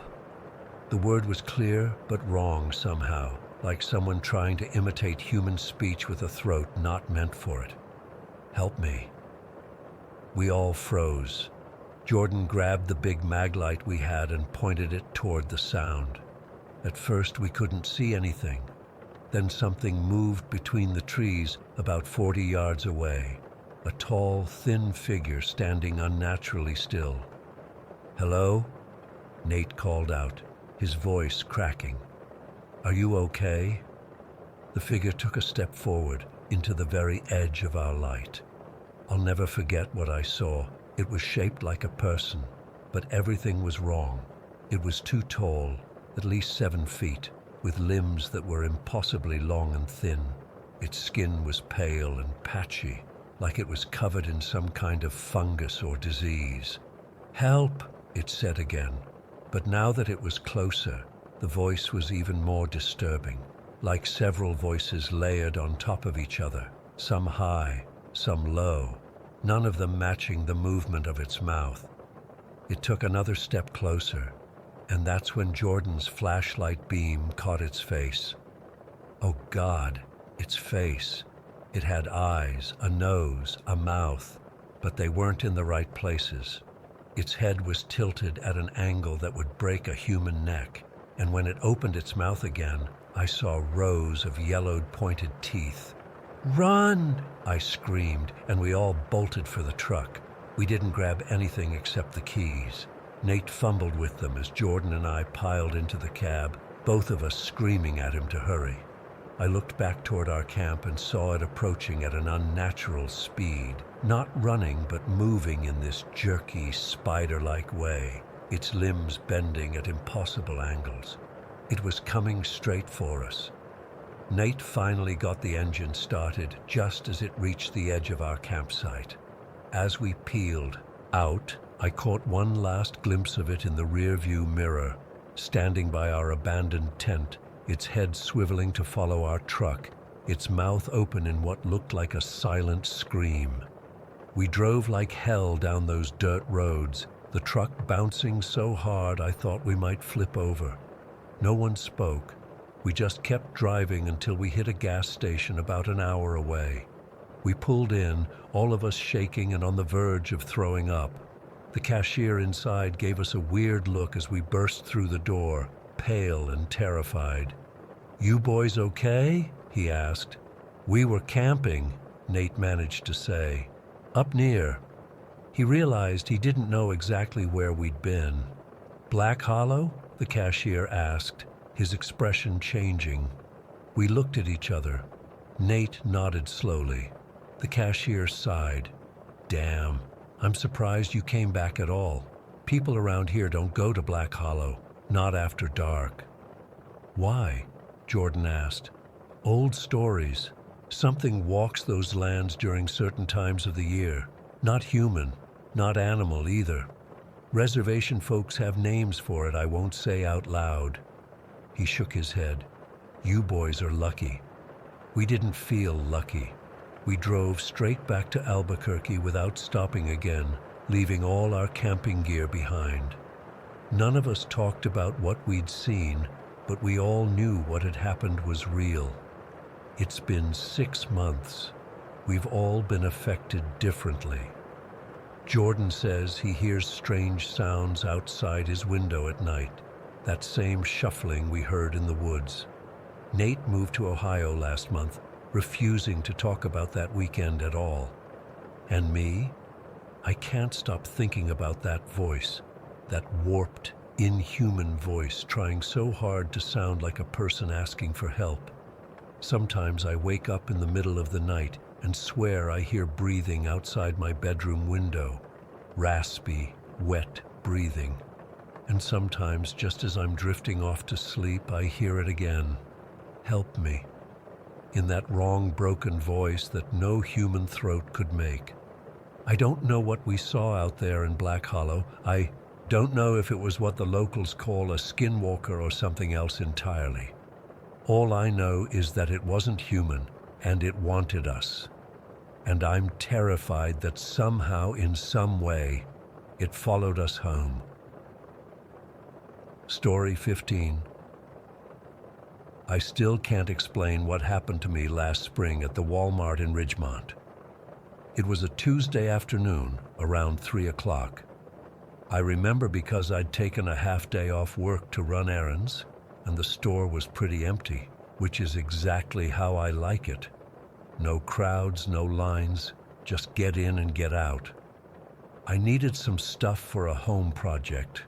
Just basic things like a new screwdriver set, some picture-hanging hooks, and a couple other small items. Nothing special. I headed to the home improvement section, which was completely deserted. I was comparing two different screwdriver sets, trying to figure out which one was the better deal, when I noticed this guy enter my aisle. At first, I didn't think anything of it. He was maybe in his 40s, average height, wearing a gray hoodie and jeans. Nothing remarkable about him. But then I noticed he kept glancing at me while pretending to look at the products. I'm not paranoid or anything, but you know that feeling when someone's watching you? That's what I felt.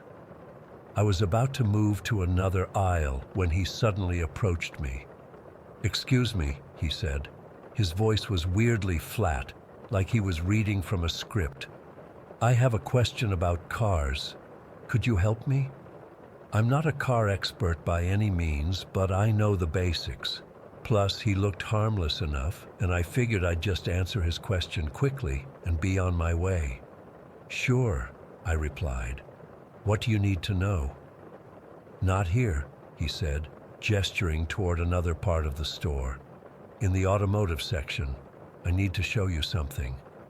Looking back, that should have been my first warning, but at the time, I just thought he needed help identifying a part or something. So I followed him. The automotive section was just a few aisles over, and there were other shoppers nearby, so I wasn't concerned. When we got there, he started asking me the strangest questions. He'd pick up a bottle of car wash soap, clearly labeled car wash in huge letters, and ask me, "What is this for?" I thought maybe he couldn't read English well, so I explained, "That's car wash soap, for washing your car." He'd nod slowly, put it back, then pick up a tire pressure gauge. "And this?" he'd ask. "That's for checking your tire pressure," I said, getting a bit confused. This went on for several minutes. He'd pick up the most obvious items: windshield wiper fluid, an air freshener, a basic oil filter, and ask me to identify them. All these things were clearly labeled, and even if they weren't, they were pretty self-explanatory. After about 5 minutes of this bizarre Q&A session, I started feeling really uncomfortable. The way he stared at me was intense, like he was studying my reactions rather than listening to my answers. His eyes never seemed to blink, and his expression barely changed.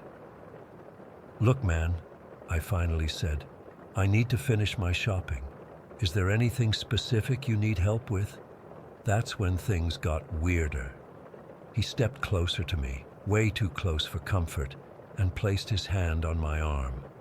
His grip was firm, not quite painful, but definitely preventing me from walking away. "Just one more," he said, reaching for an oil filter. "What is this?" My heart started racing. The way he was holding my arm made it clear this wasn't a normal interaction. I pulled away slightly and said, "It's an oil filter. Look, I really need to go now." He stared at me for what felt like forever but was probably only a few seconds, then finally released my arm. "Thank you for your help," he said in that same flat tone.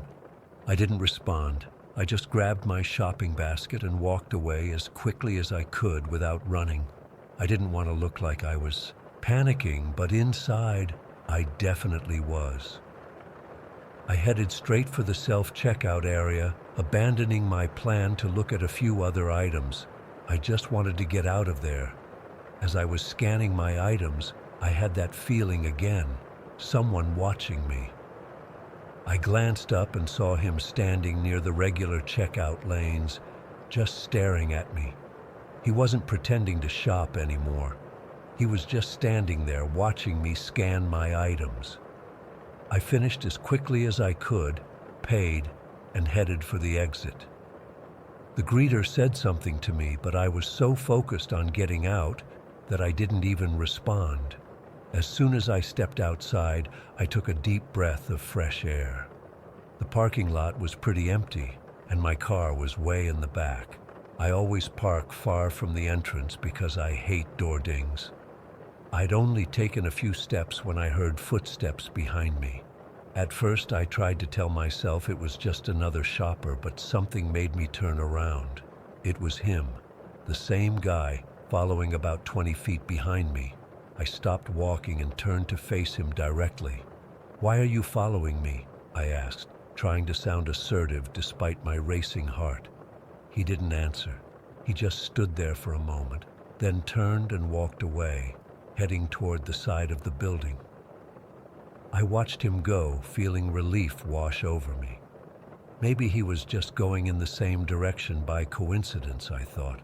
Maybe I was overreacting. I continued to my car, constantly glancing over my shoulder, but I didn't see him again. When I reached my car, a silver Honda Civic, I quickly unlocked it, tossed my purchases onto the passenger seat, and got in. I started the engine immediately, eager to get home and forget about the whole strange encounter. That's when I checked my rearview mirror and saw him again. He was standing directly behind my car, blocking me from backing out. I was parked in a spot with cars on both sides, and another car parked directly in front of me. The only way out was to back up, and he was standing right in my path. My hands started shaking on the steering wheel. I rolled down my window just a bit and called out, "Can you please move? I need to back out." He didn't move. He didn't speak. He just stood there, staring at me through my rear window with that same blank expression. I waited a minute, thinking maybe he'd just walk away like before. He didn't. Instead, and I still can't believe this part, he walked closer to my car and then climbed onto the trunk. I'm not kidding. This grown man climbed onto the back of my car and just stood there on my trunk. I was in complete shock. I felt trapped. I couldn't back up without hitting him, and I couldn't pull forward because of the car in front of me. My first instinct was to call the police, but I realized my phone was in my bag on the passenger seat floor. I'd have to take my eyes off this guy to reach for it, and that terrified me. "Get off my car," I shouted through the gap in my window. "I'm calling the police." He didn't react at all.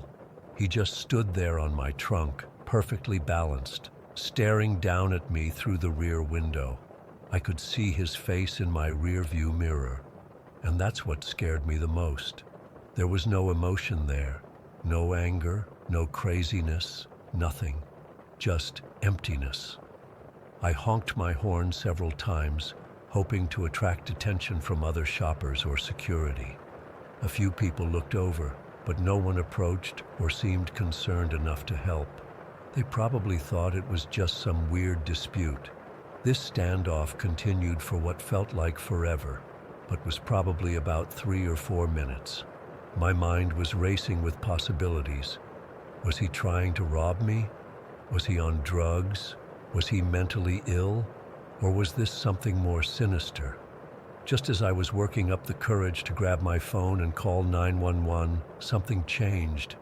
Without any warning or apparent reason, he suddenly jumped off my trunk and sprinted away. Not walked, but full-on sprinted toward the side of the building where I'd first seen him disappear. I didn't waste a second. I threw the car into reverse, backed out as fast as I safely could, and got the hell out of there. My hands were shaking so badly I could barely grip the steering wheel. I kept checking my mirrors the entire drive home, terrified I'd see him somehow following me. When I got home, I locked all the doors and windows. I called my brother and told him what happened. He suggested I report it to the police, which I did, but they didn't seem very concerned. Just another weird encounter at Walmart, apparently. They said they'd check the security footage, but I never heard back. For weeks afterward, I kept replaying the incident in my mind. Why did he approach me specifically? What was with all those bizarre questions about basic car products? Why did he follow me and then climb onto my car? And most disturbing of all, why did he suddenly run away like that? I've avoided that Walmart ever since. I drive an extra 15 minutes to the one in the next town over. Sometimes I wonder if anyone else has had a similar experience with this guy. The whole thing still gives me chills when I think about it. I've come up with 100 theories about what might have been happening. Everything from a weird prank to something much darker, but none of them fully explain what happened. All I know is that I've never felt so vulnerable and confused in my life, and I hope I never see that man again. Story 16. I've been wanting to write this down for a long time, but it's been hard to make myself relive it. Even after therapy, some nights I still wake up in a cold sweat, but maybe getting it all out will help. I don't know. This happened back in December 2018. I was living in this quiet neighborhood in Maplewood. It's one of those places where everyone has Christmas lights up by Thanksgiving, and you can go weeks without seeing your neighbors during winter because everyone just hibernates. I'd moved there about 8 months earlier for work. I was a project manager at a marketing firm downtown. That December was brutal. We had this massive snowstorm that dumped almost 2 feet of snow in a single day. I remember it was a Friday night, and I was just enjoying having the weekend ahead of me. I made myself some hot cocoa with those little marshmallows, my guilty pleasure, threw a blanket over my legs, and sat by the window watching the snow come down. It was peaceful, you know? Just me, my drink, and the quiet. It was getting late, around 1 in the morning, but I wasn't tired. There's something hypnotic about watching snow fall under the streetlights. I was just about to get up and make another cocoa when I heard it. A knock at my front door. 3 distinct knocks. Not urgent, just deliberate. At 1:18 in the morning, during a snowstorm. I checked my phone to see if anyone had texted they were coming over, but nothing. I figured maybe it was a neighbor with an emergency, power outage, or car trouble or something. So I went to the door and opened it. Nobody was there. The porch light showed fresh footprints in the snow leading up to my door, but they just stopped there. No footprints leading away. I stood there for a minute, confused, then stepped out onto the porch to look around. The snow was falling so heavily that any tracks would be covered quickly, but still, something felt off. I could see the whole front yard from my porch, and there was nowhere someone could have hidden that quickly. I went back inside, chalking it up to neighborhood kids playing pranks. I locked the door and went back to my spot by the window. Not 5 minutes later, another knock. Same pattern, 3 deliberate knocks. This time I jumped up quickly and yanked the door open, thinking I'd catch whoever it was. Again, nothing, just more fresh footprints in the snow, small ones, that led right up to my door and nowhere else. The snow was undisturbed everywhere else on my porch. I was starting to get freaked out, so I shut the door, locked it, and drew the blinds closed. I even turned off the porch light, hoping whoever it was would think I'd gone to bed and leave me alone. I was standing in my living room, trying to decide whether to call the police and tell them what exactly, that someone was knocking on my door, when it happened again.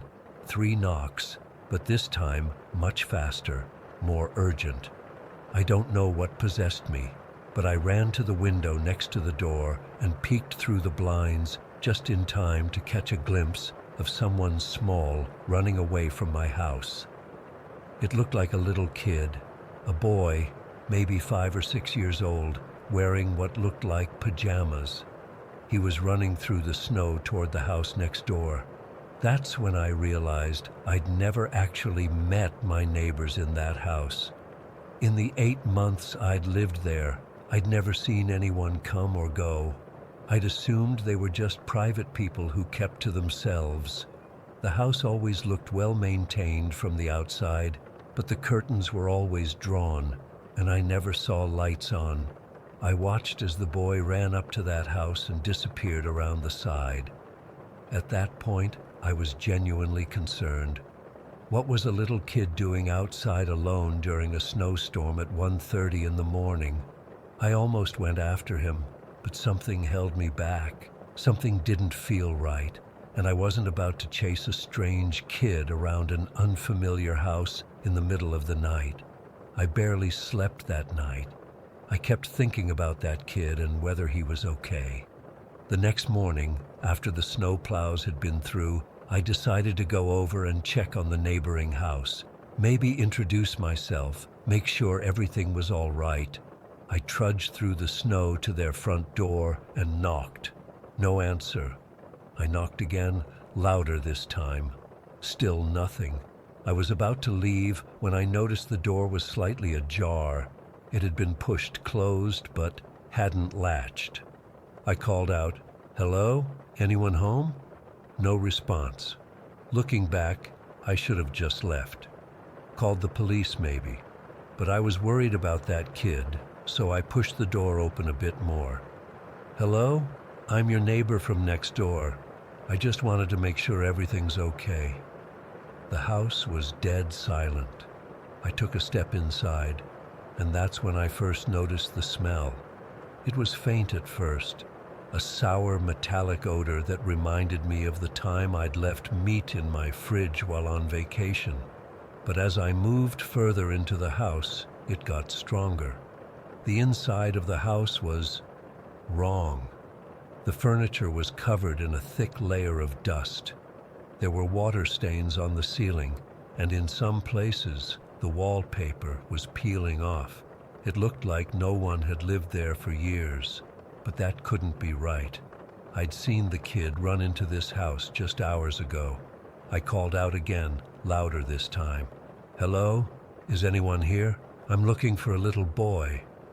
As soon as the words left my mouth, I heard a thump from upstairs. Then silence again. I should have left. Every instinct was screaming at me to get out, but instead, I found myself climbing the stairs. They creaked under my weight, and that smell, that awful, rotten smell, got stronger with each step. The upstairs hallway had 4 doors, all closed. I tried the first one. It was a bathroom, empty except for a moldy shower curtain. The second door was a small bedroom with a bare mattress on the floor. The third door was locked. The fourth door was to what looked like a child's bedroom. There was a small bed with dinosaur sheets, toy trucks scattered across the floor, and glow-in-the-dark stars on the ceiling. But everything was covered in dust, like it hadn't been touched in years. I was standing there, trying to make sense of what I was seeing, when I felt it, a light tap on my shoulder. I spun around and found myself face to face with a woman. She was thin, almost gaunt, with long dark hair that hung in greasy strands around her face. Her eyes were wide and bloodshot, and her skin was so pale it was almost gray. Before I could react, she pressed her finger to her lips and then covered my mouth with her hand. Her skin was ice cold and smelled like copper. "Shh," she whispered. "You'll wake him." I don't remember exactly what happened next. Blind panic took over. I remember shoving past her, stumbling down the stairs, nearly falling in my rush to get out. As I burst through the front door, I heard her scream, a high, ragged sound that didn't sound human. "Come back! He needs you!" I ran all the way back to my house, slammed the door behind me, and locked every lock. I was shaking so badly I could barely hold my phone to call 911, but I managed to tell them what happened, that I'd found a strange woman in what I thought was an abandoned house, and she'd tried to grab me. While I waited for the police, I kept all the lights on and stayed in the middle of my living room, away from any windows. I couldn't stop thinking about what I'd seen. That house hadn't been lived in for years, but I'd seen a boy go in there just the night before. And that woman, who was she? What did she mean, "You'll wake him"? The police arrived about 20 minutes later. 2 officers searched the house next door while a third stayed with me. They were in there for what felt like hours, but was probably only 30 minutes. When they came back, what they told me made my blood run cold. The house was empty, completely empty. No furniture, no woman, nothing. One of the officers, an older guy named Peterson, asked if I'd been drinking or taking anything. I told him no, that I knew what I saw. Officer Peterson took me aside and told me something I'll never forget. He said that house had been empty for nearly 5 years. The previous owners, a mother and her young son, had been murdered there on New Year's Eve. They were found in the boy's bedroom, both of them. I won't go into details, but it was bad, real bad. The case was never solved.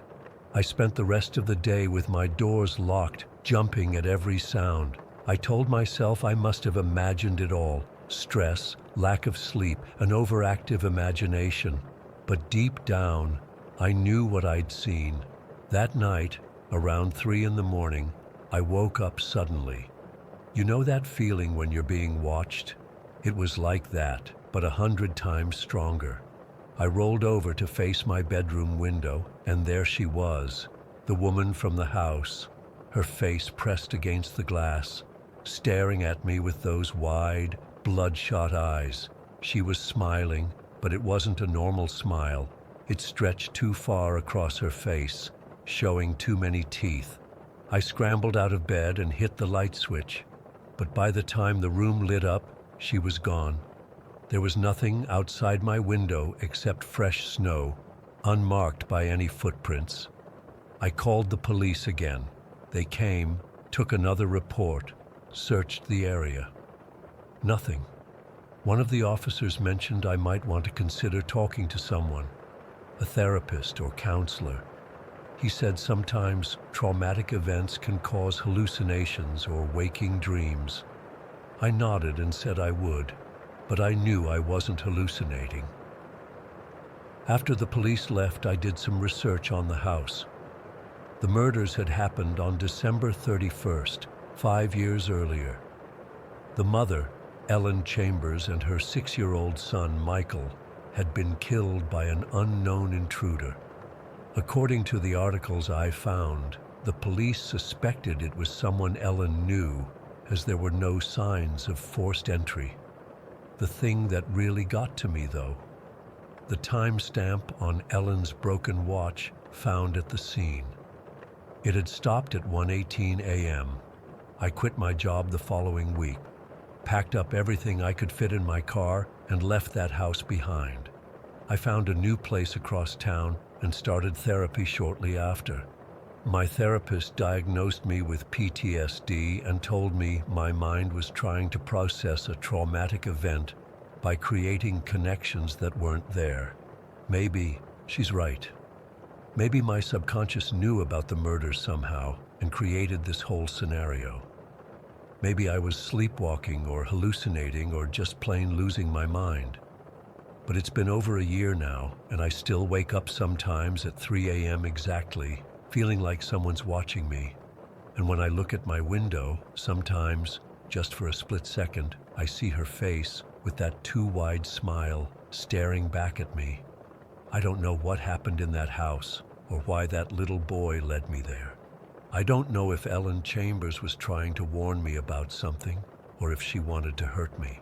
All I know is that some nights I still hear those 3 deliberate knocks on my door, and I'll never, ever answer them again. Story 17. I still get goosebumps thinking about it. That night happened 7 years ago, but sometimes I wake up in cold sweats, my heart hammering against my ribs like it's trying to escape. Mike says the same thing happens to him. It was supposed to be just a first date. We'd met through mutual friends at BYU and hit it off right away. Mike was cute in that clean-cut, outdoorsy Utah way, tall with dark hair and this infectious laugh. For our first official date, we did the typical dinner thing at this little Italian place in Provo.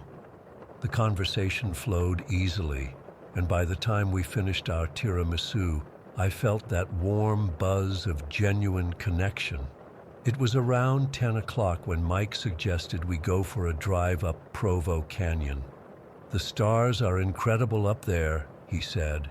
"Plus, I know this cool little hiking trail. Nothing strenuous, just peaceful." I hesitated. Hiking at night?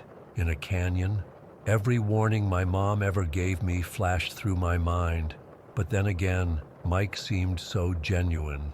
We'd spent the last 2 hours talking about his family in Ogden, his mission in Argentina, and his plans to become a physical therapist.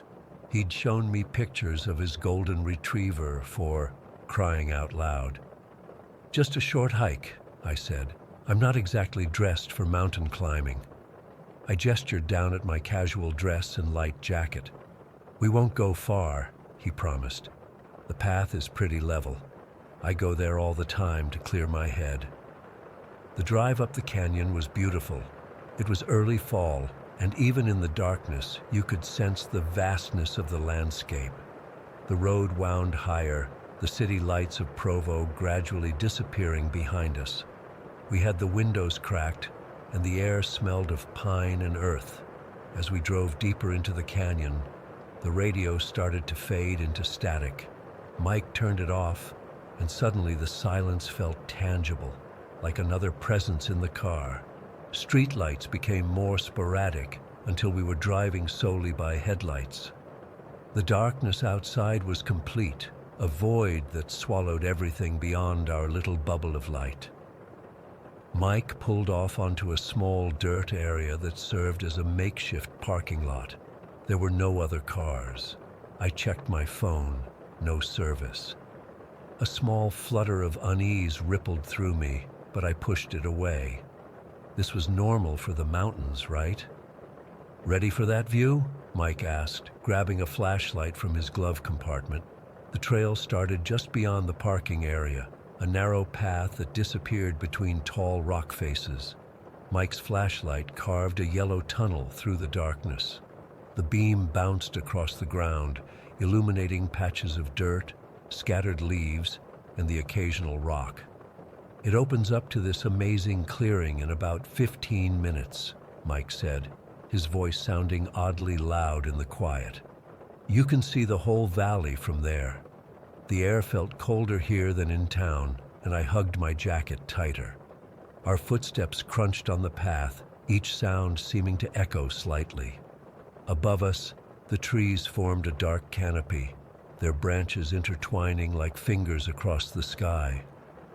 Occasionally, I'd catch glimpses of stars in the gaps between leaves.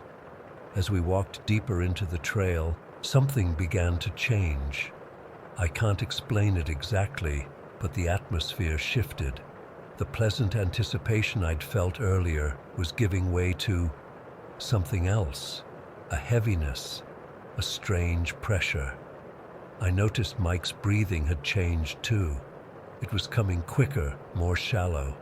His flashlight beam, which had been steady before, now darted around more erratically, scanning the path ahead and occasionally sweeping to the sides. "Everything okay?" I asked, trying to keep my voice light. Yeah, just making sure we're staying on the right path," he replied, but his tone was tight. The trail narrowed further, forcing us to walk single file. Mike went ahead, and I followed closely behind. The trees grew denser, blocking out what little starlight had filtered through before. Now there was only the flashlight beam, swinging nervously across the ground. I don't know how to describe what I was feeling. It wasn't just normal nervousness about being alone with someone new, or even the natural caution of being in the wilderness at night. This was primordial, like every cell in my body was screaming that something was wrong. Mike must have felt it too because he kept looking over his shoulder, not at me, but past me into the darkness behind us. Each time he did, I had to fight the urge to turn around myself. I was afraid of what I might see. We'd been walking for about 10 minutes when Mike suddenly stopped dead in his tracks. I nearly bumped into him. "What?" I started to ask, but he held up his hand in a sharp gesture that silenced me immediately. The flashlight beam had settled on something ahead of us on the path, something that didn't look right among the normal forest debris, something lumpy, irregular, out of place. In the dim, bouncing light, I couldn't make out what it was, a fallen branch, a pile of leaves. But the way Mike was reacting told me it wasn't anything that belonged there. For what felt like an eternity, we both just stood frozen, staring at whatever lay on the ground some 15 feet ahead of us. The flashlight beam trembled slightly. Mike's hand was shaking. Then, without a word, without even looking at each other, we both turned around. It wasn't a decision we discussed. There was no, "maybe we should go back," or "this doesn't look right." It was pure instinct. One moment we were facing forward, transfixed by that mysterious shape, and the next we were hurrying back the way we came. Our pace was fast but controlled at first. I didn't want to seem panicky or ridiculous, but with each step, the urgency built. Soon we were practically jogging, our breathing harsh in the stillness. The path back seemed twice as long. Every shadow looked menacing. Every rustle in the underbrush made my heart skip. Mike kept the flashlight trained straight ahead, no longer bothering to sweep the surroundings. When we finally broke through to the parking area, the relief was physical, like a weight lifting off my chest. We got into his car quickly, and Mike locked the doors immediately. He started the engine, and we sat there for a moment, just breathing. "Sorry about that," he finally said, his voice unnaturally casual. "I just remembered I have an early class tomorrow. Maybe we can try this another time?" I nodded, grateful for the excuse, however flimsy. "Sure, no problem." The drive back down the canyon was silent and tense. Neither of us mentioned what had happened, or rather what hadn't happened. There was nothing to discuss, really. We'd seen something, or nothing, and we'd left. End of story. But it wasn't the end, not really. We did go on a second date, then a third. We never talked about that night in the canyon, but it created this weird bond between us, like we'd gone through something together that we couldn't explain but couldn't forget either. 3 years later, we moved in together, and a year after that, we got married. Still, we never discussed that night. It became this unspoken thing, a strange memory that we both carried but never unpacked until 2 years ago. We were lounging on the couch on a Sunday evening, half watching a documentary series about infamous criminals. I was scrolling through my phone, only partially paying attention, when Mike suddenly grabbed the remote and turned up the volume. On screen, they were discussing Ted Bundy, specifically his time in Utah. I glanced up, mildly interested. We'd both grown up hearing stories about Bundy. It was part of the local lore, especially for young women warned about the dangers of trusting strangers. The narrator was describing how Bundy had confessed to dumping one of his victims in Provo Canyon. They showed a grainy map with a section highlighted, and I felt a chill run through me. Mike was sitting ramrod straight, his eyes fixed on the screen. Then came the part that turned my blood to ice. They played an audio recording of Bundy himself describing an incident. I was still there, not far from the body, when I heard people coming up the trail. I hid and watched them approach. The man was shining a flashlight and nearly stepped right on her. They were just yards away when they suddenly turned around and left. I don't know why. They could have been my next victims if they'd seen me. Mike turned to look at me, his face drained of color. In an instant, I knew we were thinking the same thing. The date, the time frame, the location, that shape on the trail. We didn't sleep that night, or much for the weeks that followed. We tried to rationalize it. It couldn't have been the same place, the same night. The odds were astronomical. But the more we finally talked about it, comparing our memories of that night, the more convinced we became. That inexplicable feeling of dread, the shape on the ground that we couldn't identify, that overwhelming instinct to flee. We had been mere yards away from a murderer and his victim. And something, intuition, divine intervention, pure luck, had saved us from becoming part of that terrible story. I can't hike anymore, not even in daylight. Mike tried once with some work friends, but had a panic attack halfway up the trail and had to be helped back down. We've never returned to Provo Canyon, and we never will. Sometimes I still wake up in the middle of the night, heart racing, absolutely certain that there's something or someone just outside our bedroom door. Mike says he has the same nightmare, where we keep walking forward on that path instead of turning back. I don't know why we turned around that night. I don't know what made us both react the same way without a word being spoken. But I do know that decision saved our lives. There are moments when your body knows something before your brain does, when instinct overrides reason, and thank God it did that night in Provo Canyon. Story 18. I've been debating whether to share this for weeks now. I still get goosebumps thinking about what happened, and I'm honestly not sure if writing about it will help or just make everything worse. But I need to tell someone who might understand, or at least believe me. This happened on Halloween night this year. I live alone in a small house in Maplewood. It's a quiet, rural town where everyone pretty much knows everyone. I've always felt safe here. That changed last month. I work as a nurse at the clinic in the next town over, about 30 minutes away. I was scheduled for the evening shift that day, which meant I wouldn't be home for the trick-or-treaters. I'm usually the house that goes all out with decorations and full-sized candy bars, but this year I just filled a big plastic bowl with candy and left it on my porch with a "Please take one" sign. Pretty standard stuff. My shift ended at 9:30 and I was on the road by 10. It was one of those perfect fall nights, clear sky, nearly full moon, crisp air that smelled like leaves.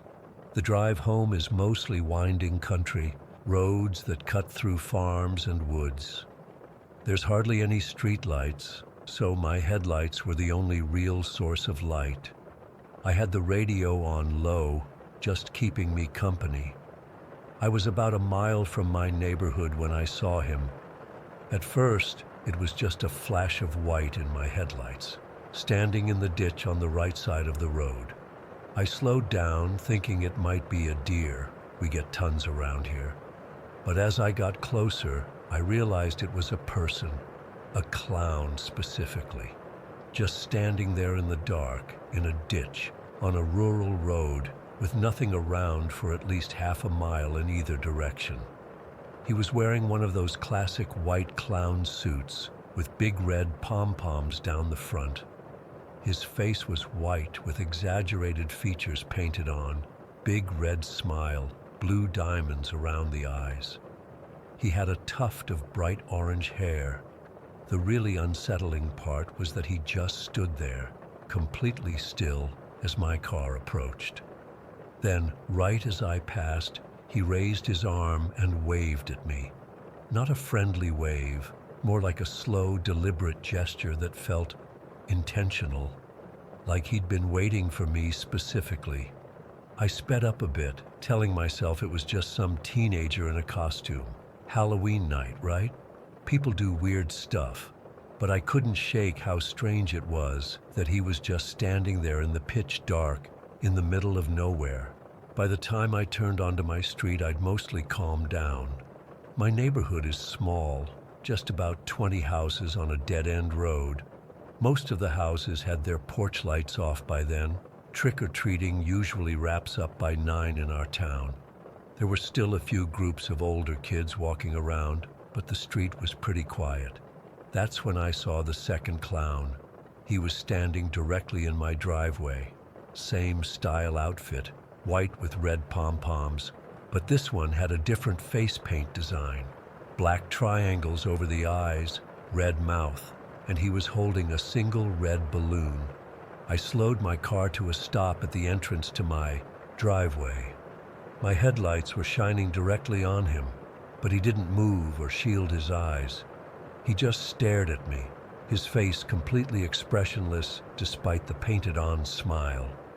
I rolled down my window about an inch. "Excuse me," I called out. "I need to park. Could you move, please?" Nothing. He didn't respond, didn't move. Just kept staring, holding that balloon. My heart started racing. I honked my horn lightly, thinking maybe this was some neighborhood kid playing a prank. Still nothing. I considered my options. I could call the police, but what would I say? "There's a clown in my driveway? On Halloween?" They'd laugh it off. I could drive away, but this was my house. Why should I leave? I decided to park on the street and walk to my front door. I figured once I got out of my car, whoever was playing this prank would either scare me and laugh or just run off. Either way, I'd be inside my locked house soon enough. I pulled up alongside the curb, about 20 feet from my driveway. Taking a deep breath, I grabbed my purse and keys, made sure my phone was in my pocket, and got out of the car. The clown still hadn't moved. He was facing me now, though I didn't actually see him turn. The balloon string was wrapped around his wrist, the red balloon bobbing slightly in the gentle breeze. "Look," I said, trying to sound firm despite my racing heart. "I don't know if this is supposed to be funny, but I've had a long shift and I just want to go inside. So please, just go home." As I took a step toward my house, the clown finally moved.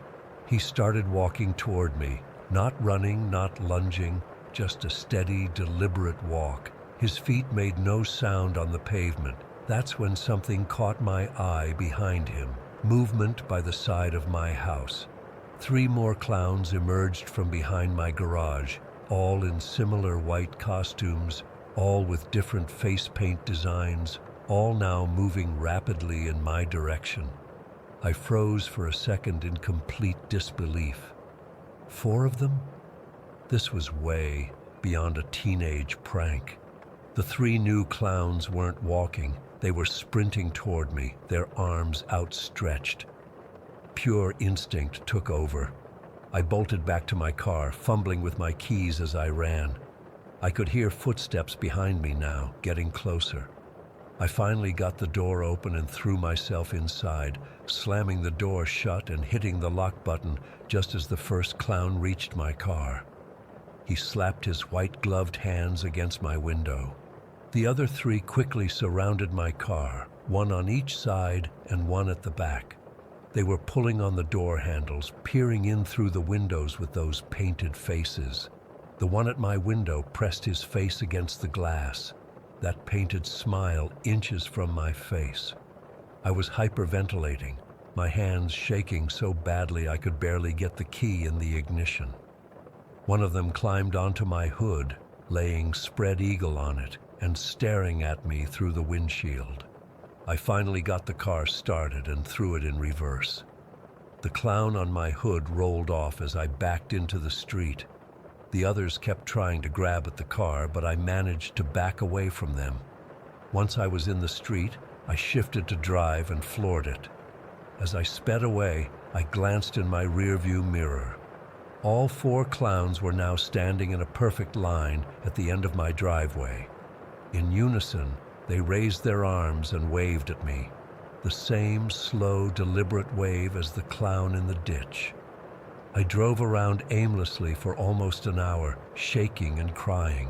I called my friend Melissa, who said I could come stay with her, but she lived 40 minutes away and I was scared to drive that far in my state.